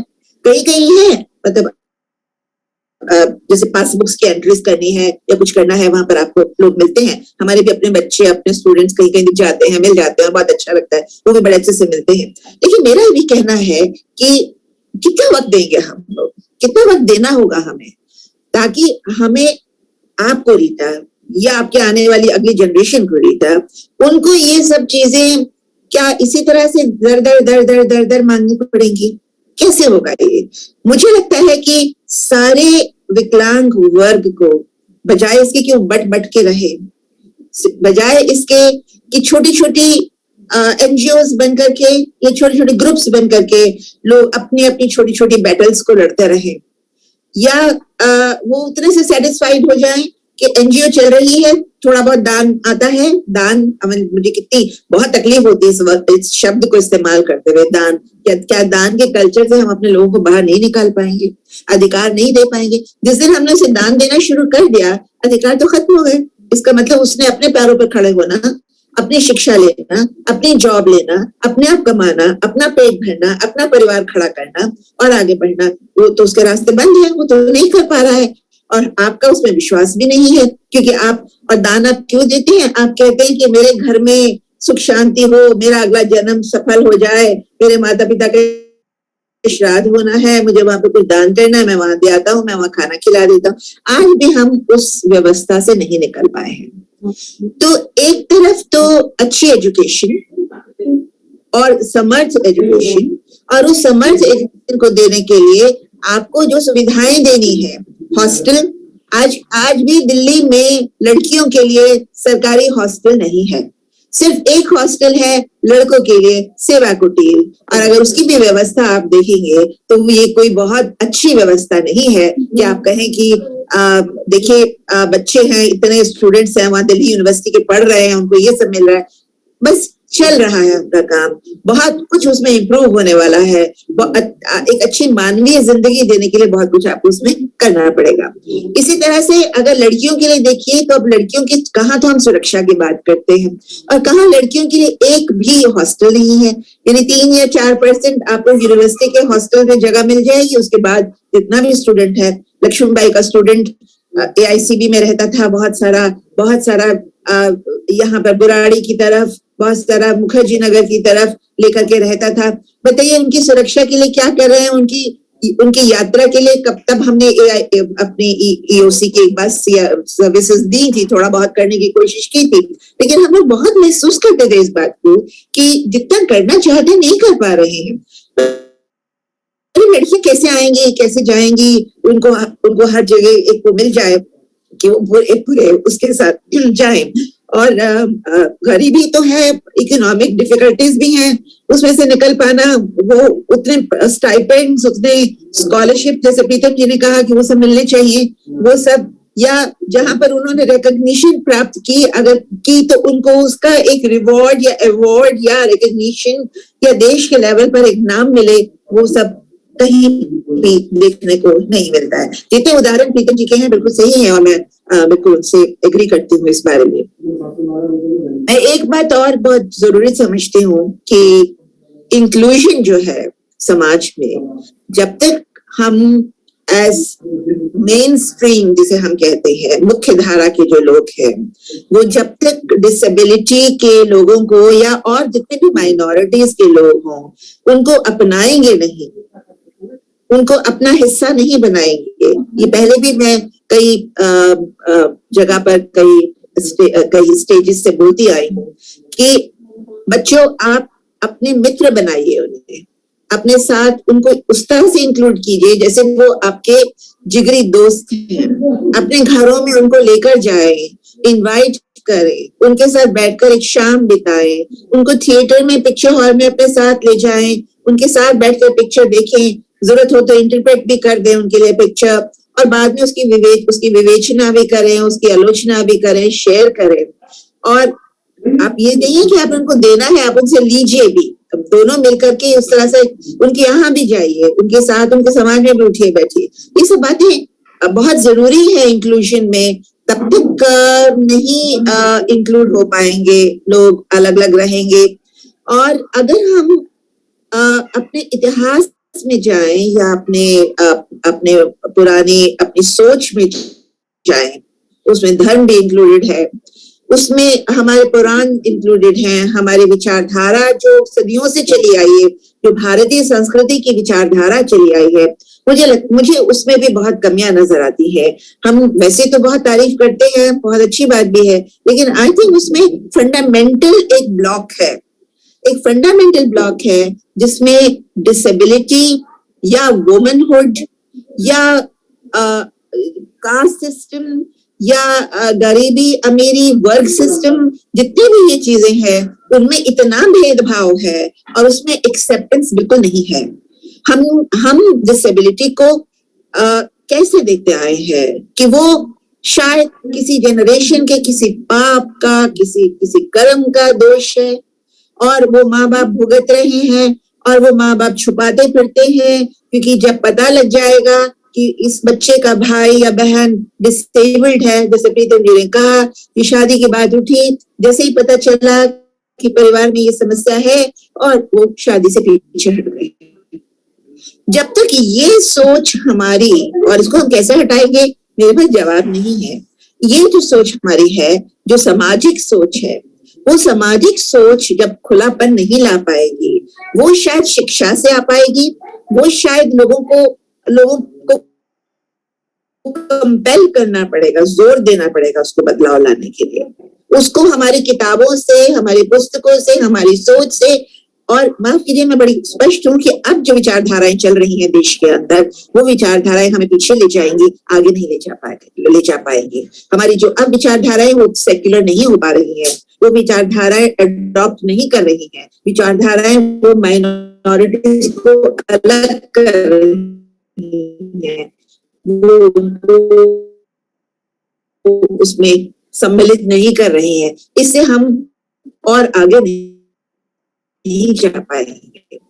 तो आइडियलाइज्ड वर्ल्ड हमारा जो होगा, आइडियल वर्ल्ड जो बनाना चाहते हैं, जिसमें हम एक खुले दिल से एक दूसरे के लिए बढ़कर काम कर सके और हम वो साधन दे सके, वो आयाम दे सके, वो अच्छे रास्ते बना सके, वो अच्छी शिक्षा दे सके, उनको एनकरेज कर सके कि आप आओ, आपके लिए ये साधन है, इस चीज को पूरा करेंगे और दुनिया को हम आपके बराबर चलने के लायक बनाएंगे। हम तो अपनी सुविधाएं क्रिएट करें, क्योंकि हम उसे अपना एक वो मानते हैं कि मान्य चीज ये है, जो देख सकता है वो मान्य है, जो चल सकता है वो मान्य है, जो सुंदर लगता है वो मान्य है, जो मोटा नहीं है वो मान्य है, जो ये है वो मान्य है, वो है वो मान्य है। वो हमारे जो एक दृष्टिकोण है, उनमें से हमें ये बताना पड़ेगा कि जो आप हैं वो भी मान्य है, जो चीजें नहीं है वो भी मान्य है। ये सब तरह तरह की चीजें हैं जो समाज के साथ जुड़ी हैं और सबका बराबर अधिकार और सबको बराबर से देना पड़ेगा।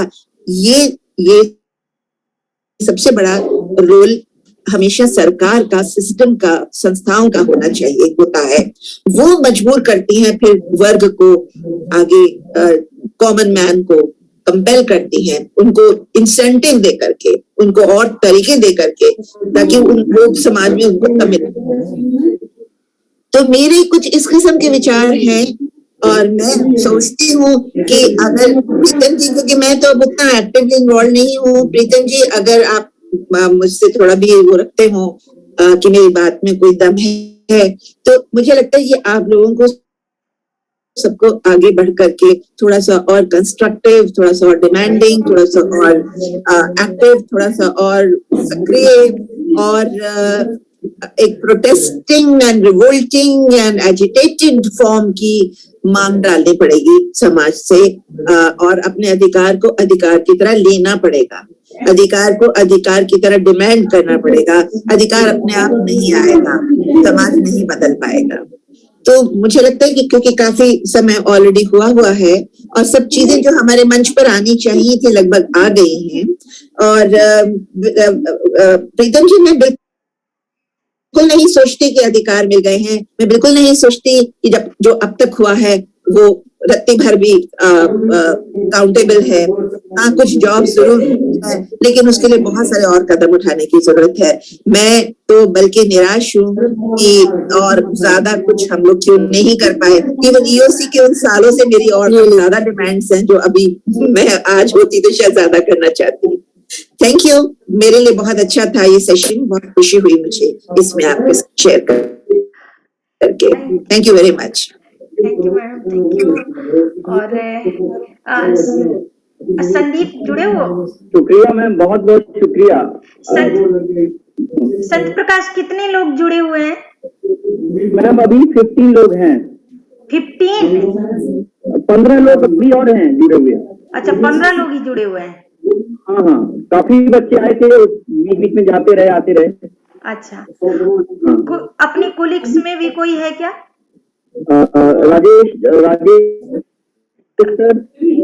राजेश सर तो खैर अपने समिति से ही हैं। और भी कोई है?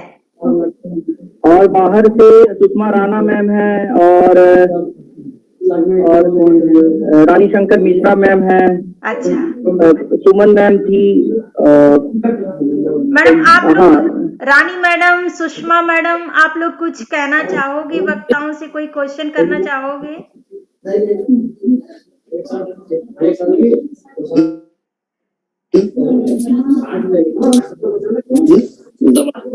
सुमन मैम है, सुमन मैम कोई भी हमारे जो सुमन P madam, S Sharma ji से मैं बस अपने दोस्तों के बारे में पूछना चाहूंगी, क्योंकि मैं बीआरए में, जब मैं बीए कर रही थी खुद, तो बीआरए में जाया करती थी, तो वहां पर मेरे मित्र थे, क्षेमेंद्र थे, विश्वामित्र जी थे, तो वो लोग कहाँ हैं आजकल? मैं संपर्क नहीं रख पाई, अगर आप संपर्क में है तो कृपया बता दीजिए। Madam Vishwamitra ji music teacher हैं, फरीदाबाद में रह रहे हैं बेटी दामाद के साथ में, और हाँ उनकी जी। मैडम मारिया वो सेवानिवृत्त हो चुकी हैं। अच्छा। और विश्वामित्र जी बहुत बढ़िया रोज रोज कहानी सुनाते हैं। हमारा एक ग्रुप है हाँ, बीआरए वो इतना सीनियर, अच्छा सितार बजाते थे, तो हम लोग मिलके गप गोष्ठी करते थे वहां पे कैंटीन में, छोटा सा वहां पर चाय वाय पीते थे। तो हाँ। मित्रों को की याद आ गई जब आपने बीआरए का रानी जिक्र मैडम, किया तो। जी जी रीता जी, आप भी कुछ क्या हाल चाल है? खेमचंद्र खेमचंद खेमचंद्र जी हाँ, बालिया में रहते हैं, अच्छा दो अच्छा। बच्चों के पिता हैं और वाइस प्रिंसिपल हैं दिल्ली सरकार में। वो सिगरेट पीनी छोड़ी उसने? नहीं छोड़ी, बस अभी भी मैडम, सिगरेट पीता है बहुत। मैम बाद में सिगरेट नंबर का ले मुझे लीजिएगा, नहीं आपको पता, पीता क्योंकि सच है। मिले हुए 5-6 साल हो गए। नहीं, वो अरे यादें ताजा हो जाती है ना, तो अभी हम मेन स्ट्रीम की बात करें तो मेन जी स्ट्रीम जी की तरह जी ही बात बिल्कुल करेंगे। बिल्कुल बिल्कुल सही बात क्यों है। निशा जी, ठीक कह रही हूँ ना? ठीक है, बिल्कुल। ओके, बहुत अच्छा लगा, आप लोग अच्छा बोले, खेमचंद जी के बात बोली। इसी परिवार में शायद आप हरीश गुलाटी, दयाल सिंह जी, इन लोगों Recording से भी मिले stopped. हो, मुकेश गौतम, इन लोगों से भी शायद मिली हो।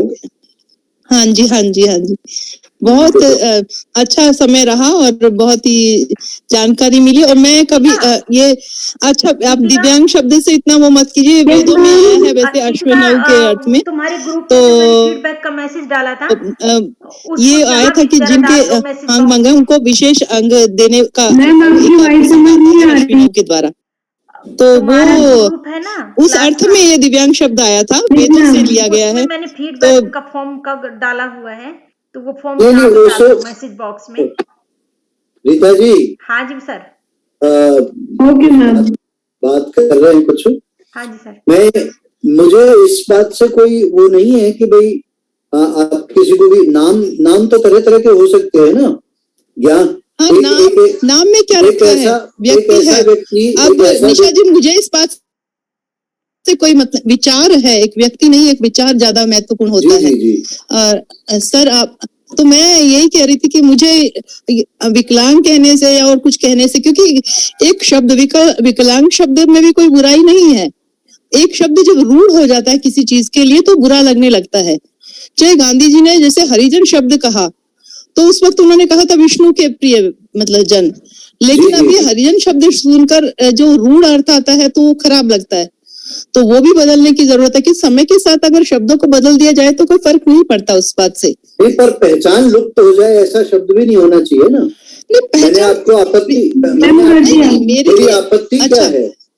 मेरे लिए पहचान आप हैं, मेरे लिए पहचान ये नहीं होता कि आप विकलांग हैं या क्या हैं या टीचर है। एक व्यक्ति के लिए ना उसकी पद और प्रतिष्ठा और ना उसके शक्ल, बल्कि उसका विचार या उससे उसका तादात्म्य कैसा है वो ज्यादा मैटर करता है मेरे अनुसार। नहीं, वो बिल्कुल आपका जो आपका चिंतन है उसके प्रति हम प्रणत हैं, लेकिन मैंने व्यक्तिगत रूप से पहले ही कहा कि मेरा ये मानना है कि आप एक तरफ तो जो है ऑन पेपर श्रेणियों की विविधता बढ़ाए जा रहे हैं और प्रत्येक श्रेणी और एक शब्द में उनको सीमित कर रहे हैं, समेट रहे हैं, तो फिर उन श्रेणियों का वैविध्य कैसे बरकरार रहेगा? नहीं, वो तो देखिए, अभी मैं तो इस बात के बिल्कुल खिलाफ हूँ। सारा मुकाबला अभी EWS आ गया है, इकोनॉमिक वीकर सेक्शन, और ये सब तो चीजें मैं पसंद हमारे नहीं समाज करती। में सिर्फ दो, हमारे समाज में दो नाम पर्याप्त थे, स्त्री और पुरुष। ये रामलाल, घनश्याम, सीताराम, रामबाई, रमा जी, सुषमा जी, रानी जी, ये अलग अलग क्या जरूरत है इनकी? नहीं दो नाम काफी। वो तो ठीक है, वो मैं मानती हूँ, वो तो अभी भी भेद है, वो तो आप सुपीरियर है, अभी निशा जी को बोलने नहीं दे रहे हैं। नहीं निशा मैडम वैसे कम ही बोलती है, जब बोलती है तो क्रांतिकारी। मैंने बहुत ईमानदारी से पहले ही घोषणा की थी कि निशा जी मेरी मार्गदर्शिका हैं, दो रूपों में। एक रूप में तो ये कि मुझे दिखाई नहीं देता, इन्होंने हाथ पकड़ के बहुत बार रोड पार कराया है।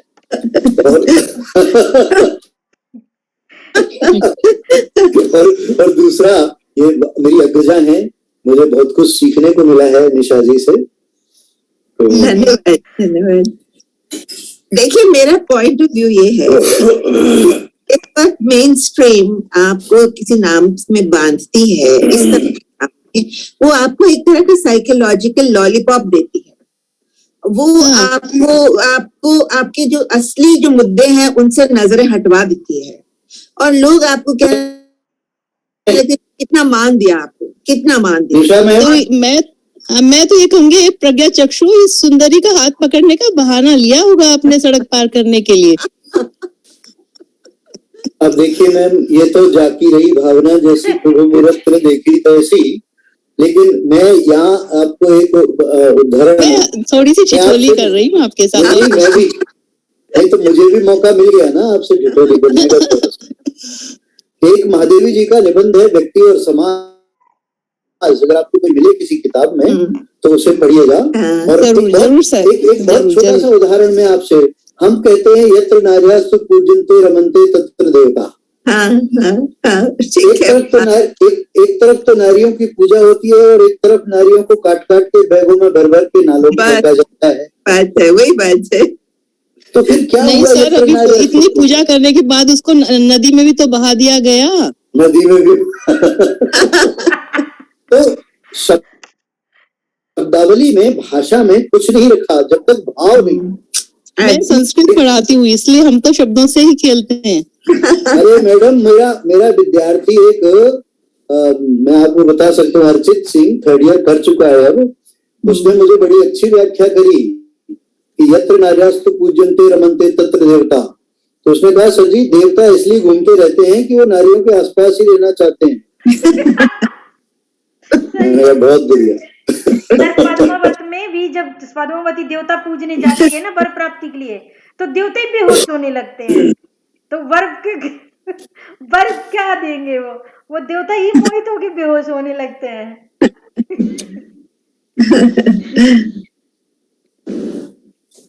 आनंद आ गया। ये था थोड़ा मजाक में था, अदरवाइज सर जो नहीं जानते, जो भेदभाव करते हैं वो तो हमेशा रहता है। वो तो स्त्री पुरुष में, निर्धन में, धनवान में, ये जो है उन अंतरों को हम जो मानसिक भेद है उनको मिटा नहीं सकते। जो व्यक्ति मतलब विद्या ददाति विनयम जो कहा गया है, जो विनम्र, जो विद्यावान है वास्तव में वो इन भेदों को नहीं मानता। जो सिर्फ अहंकारी व्यक्ति है वो मानता है कि हाँ ये मेरे पूर्ण अंग हैं, या दूसरा विकलांग है, या जो भी है। अदरवाइज व्यक्ति है, और व्यक्ति अगर वो ज्ञान से भरा हुआ है तो वो आदरणीय है, पूजनीय है। मैं तो ये मानती हूँ, इसलिए मेरा सादर नमन है आपको। मैं भी इसी आधार पर, जो आपने विद्या ददाति विनयम बुनियाद आदि पात्रताम धनवापनोति, तो इस संदर्भ में मेरा भी एक मानना है, वो जो हमारे रहीम साहब ने कहा है कि उत्तम विद्या लीजिए यद्यपि नीच पर होए, और पर्यो अपावन ठोर पे कंचन तजय न खोए। तो विद्या ग्रहण करते समय, ज्ञान प्राप्ति के समय हमें यदि कुछ सीखना है तो उसके लिए आप सकलांग विकलांग, रंग रूप, जाति प्रजाति वो ना देखें तो ही ये होता ही नहीं है। जो साधक है, जो जिज्ञासु है, वो तो देखता नहीं है। जिज्ञासु को ज्ञान से होती है, उसकी चेष्टा यही होती है कि ज्ञान प्राप्त किया जाए कैसे भी। बहुत अच्छा लगा रहे रीता मैडम, जब इतनी अच्छी वक्ता, इतनी अच्छी ज्ञान आपके पास में थी, तो फिर तो और कोई कुछ वक्ताओं के साथ इंटरेक्ट करना चाहे, रानी मैडम, सुमन मैडम, और कौन जुड़ा हुआ है? रानी मैडम को बुलवाइए रानी मैडम और सुमन मैडम को बुलवाइए। अरे ऐसा नहीं है, सुषमा बहुत अच्छा बोली और हमारी ही बात कर रही थी, हमारे मन की। और रीता आपका बहुत बहुत धन्यवाद भाई, आपने बहुत अच्छे कार्यक्रम का आयोजन किया। और ये कार्यक्रम एक प्रकार से जो है मुहावरा इसे माना जाए या शब्द अभिधा लक्षणा व्यंजना कैसे ले, तो ये हम सबके लिए एक आई ओपनर प्रोग्राम था, क्योंकि जिन पहलुओं को प्रति आपने छुआ, हमारे विद्वान वक्ताओं ने, निशा जी ने और सर ने, तो एक अलग एंगल से, क्योंकि उस दृष्टिकोण से जो है प्राय देखने में हम चूक कर जाते हैं। बहुत समानता, फेयरनेस और आदर और वो सारी चीजें रखते हुए भी जो है कई बार छोटी छोटी चीजें जो है उस बारीकी से हम नहीं देख पाते। तो कई दृष्टियों से जो है आपने हमारे जो छात्र थे उन्हें बहुत संवेदनशील और जागरूक बनाने के लिए जो है इस तरह का आयोजन बहुत बहुत अच्छा था, और इसके लिए आपको बहुत बधाई, क्योंकि एक नए पहलुओं से भी जो है ना हमने इस चीज को देखा। वैसे तो आप हमारे साथ काम करती हैं तो बहुत सारी चीजें जो है हम कई चीजों के प्रति सेंसिटाइज हो रहे हैं, और धीरे धीरे ये जो सेंसिटिविटी का जो स्तर है ये बढ़ रहा है। और आपका तो देखिए, हमारी सहकर्मी के रूप में हम आपका बहुत आदर करते हैं। आप कितनी कर्मठ हैं और लगातार जो है जुझारू हैं। तो पर इस कार्यक्रम के लिए तो आपको जो है मैं व्यक्तिगत भी और अपने जो छात्र लोग हैं, हमारे कॉमन छात्र जुड़े हुए इस कार्यक्रम में, और एक संस्था के रूप में कॉलेज, तो मैं बहुत बहुत आपको जो है ना बधाई देती हूँ, आपका धन्यवाद करती हूँ। आभासी पटेल भी इसके लिए धन्यवाद का पात्र है। हमें दो सुधी जनों को सुनने का मौका मिला, और मुझे तो बहुत बहुत अच्छा लगा, बहुत अच्छा लगा ये कार्यक्रम आपका, और आपको बहुत बहुत बधाई और शुभकामनाएं। और इसको जो है वो बस एक श्रृंखला की कड़ी के रूप में जारी रखिएगा अपने ये सत प्रयास, और इस तरह और अधिक लोग जो है इस तरीके के कार्यक्रमों से जुड़े और लाभान्वित हो, ये मेरी जो है। और एसपी जी और अन्य विषयों पर भी अपना थोड़ा हमें मार्गदर्शन दीजिएगा, और केवल इस विषय को नहीं पकड़ के रखना है, इसको तो छोड़ देना है। ये तो आपको वैसे जो मिल गया है उसको छोड़ दीजिए, आगे चलिए। हमें आपके जो ज्ञान का है उसका प्रसाद मिले। आपने बहुत अच्छे से, मुझे लगा कि आपके शब्दों से कि आप बहुत ज्ञानी व्यक्ति हैं, और निशा जी भी। तो हमें और जिसे कहते हैं कि और स्टेजेस पे भी आपको चाहेंगे, केवल ये ईओसी पे नहीं, इक्वल अपॉर्चुनिटी सेल पे नहीं। तो we will welcome you on other stages also. Great pleasure. तो प्लीज, हाँ, मैं रीता से आपके वो ले लूंगी, आपके कांटेक्ट नंबर। जरूर। Okay, thank you. We look forward to it. It was wonderful. बहुत अच्छा लगा, बहुत मौका मिला फिर से अपने विचारों को भी क्लियर करने का थोड़ा सा, और आप लोगों के साथ आपकी बातें। सुमन मैडम सुन रहे हो? और भी कोई जुड़ा है? ऐसा ना हो कि कोई बोलना चाहता हो रह जाए। स्टूडेंट में से कोई स्टूडेंट वक्ताओं से कुछ कहना चाहे? कोई नहीं? रीता, संत जी भी बोल देंगे। संत प्रकाश भाई बोलो कुछ। मैम, मैंने ही शुरुआत किया था और मैंने अपनी बातें रख दिया है। अब आप लोगों के सामने आप लोगों को सुनना पसंद कर रहा हूँ। तो मुझे लगता है कि अब रीता मैम का जो आदेश होगा आगे क्या करना है।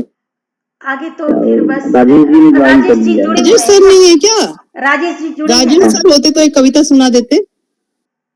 कौन? राजेश सर, आवाज आ रही है कविता आपको? किससे सुननी है सुषमा मैडम? और वो बहुत ज्ञानी व्यक्ति हैं, बहुत विषयों पर सुना सकते हैं। राजेश सर हैं, ज्वाइन किए हुए हैं। हाँ, तो राजेश सर ही करेंगे ना। धन्यवाद तो उनका है। हाँ, तो एक बार आप कॉल करिए, लगता है म्यूट है वो सुन रहे होंगे, अनम्यूट कर लेंगे। हाँ राजेश सर। धन्यवाद धन्यवाद सुषमा मैडम, धन्यवाद रीता। अब मुझे लगता है कि हमने अपने डॉक्टर चंद्रनिशा सिंह और शर्मा सर के बहुत ही विद्वतापूर्ण वक्तव्यों को सुना और इसके बाद मुझे नहीं लगता है कि अब कुछ शेष बचा है। आज का जो कार्यक्रम था वो बहुत ही सूचनाओं से भरा था और हम सबों के लिए आज का दिन एक बहुत ही यादगार दिन है। इसलिए मैं doctor Chandranisha Singh, doctor Sharma sir और कॉलेज की प्राचार्या और हमारे सभी जो कलीग्स जुड़े हैं उन सबका धन्यवाद ज्ञापन करना चाहता हूं कि आप सब आए और अपने महत्वपूर्ण वक्तव्य और विचारों से हमें अवगत कराया। तो मेरे तरफ से इतना ही, धन्यवाद।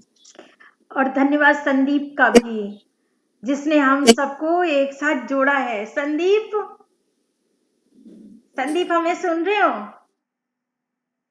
हमें रिकॉर्डिंग भेज दी ना।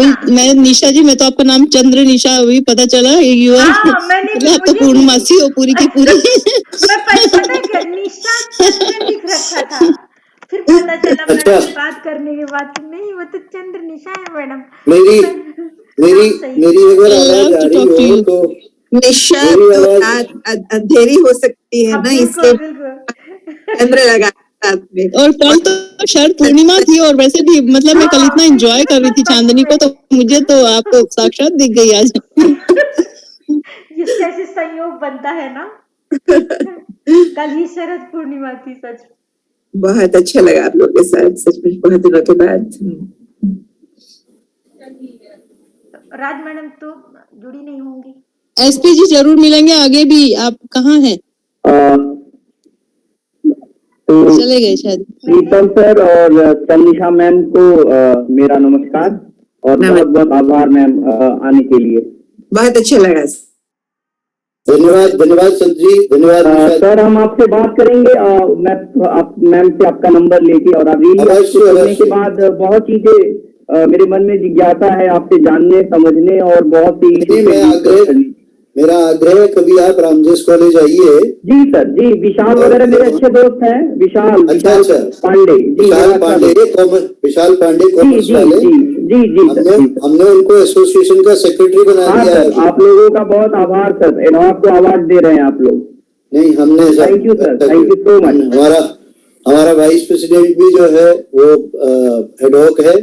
जी सर, सेक्रेटरी भी एडहॉक है। जी सर। आप लोगों का तो एसोसिएशन बहुत ही प्रोग्रेसिव है सर, हम स्वागत करते हैं इसे। मैंने लिखा भी था। जी तो बहुत अच्छा लगा आप लोगों। और राजेश जी अगर आप सुन पा रहे हो तो एक आपको मशवरा देना चाहूंगा। ये सुमन जी, रानी जी और सुषमा जी तो मेरा नाम ना ले, कोई बात नहीं, उनकी थोड़ी सी सामाजिक मजबूरी है, लेकिन मेरा नाम प्रीतम शर्मा है। बड़ा अच्छा नाम है, आप ले सकते हैं ये नाम। ये सही है। Happy note. सर आपसे हम सबक भी ले सकते हैं, आपने सिंह शर्मा दोनों लिखा हुआ है। मैं बता रही हूँ पहले ये शर्मा थे, शादी के बाद सिंह भी हो गए, तो दोनों लगा। ये बहुत बड़ी बात है, बहुत प्रोग्रेसिव सोच का परिचायक है। शादी के बाद एक सरनेम और लग जाता है ना, तो इसीलिए लगा हुआ है सर के आगे। अब रीता कुछ भी लगा सकती है मेरे, कोई ऐसी बात। ये रीता से मेरा पारिवारिक संबंध है। तो रितिन जी थैंक यू वेरी मच। आपके साथ फिर आज बहुत अच्छा वक्त। निशा जी मेरी बहुत दिनों बाद आपकी सेवानिवृत्ति की पार्टी के बाद में है आपकी आवाज सुनने को मिली। बहुत अच्छा लगा और बहुत अच्छा। बॉम्बे में खूब रहो, सब परिवार रहो, और मैं भी अब कुछ करूंगा तो आपको जोड़ूंगा। हाँ जरूर सर। हाँ, जिस रूप में भी आपके अनुभवों से फायदा लेंगे। श्योर। धन्यवाद रीता जी, बहुत बहुत धन्यवाद। Thank you. और रानी मैडम का बहुत बहुत थैंक यू, और सुषमा मैडम आपका भी, जो भी जुड़े थे सबका थैंक यू, और छात्रों का भी बहुत बहुत धन्यवाद। बहुत बहुत धन्यवाद।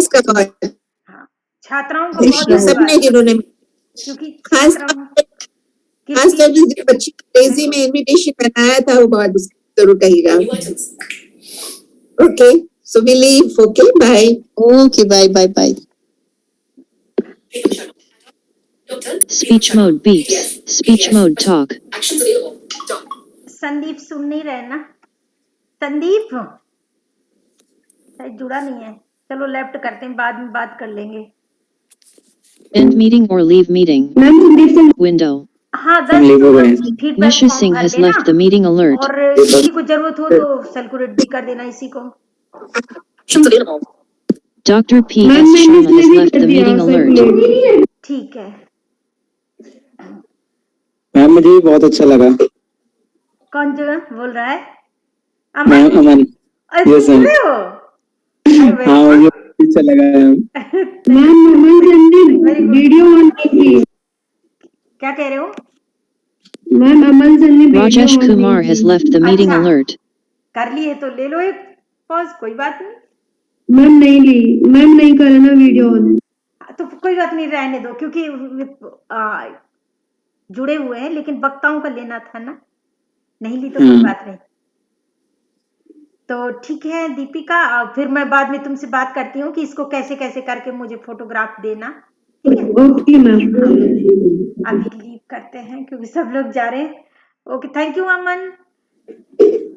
Zoom meeting. Okay, thank you, DP ma'am. Yadav, इतना first अच्छे year हैं आप, PNC, has Anika left the Sabin. meeting फिर alert. करते हैं बात. End meeting or Bye. leave meeting. Aman ANS. Zoom. OBS 26.1.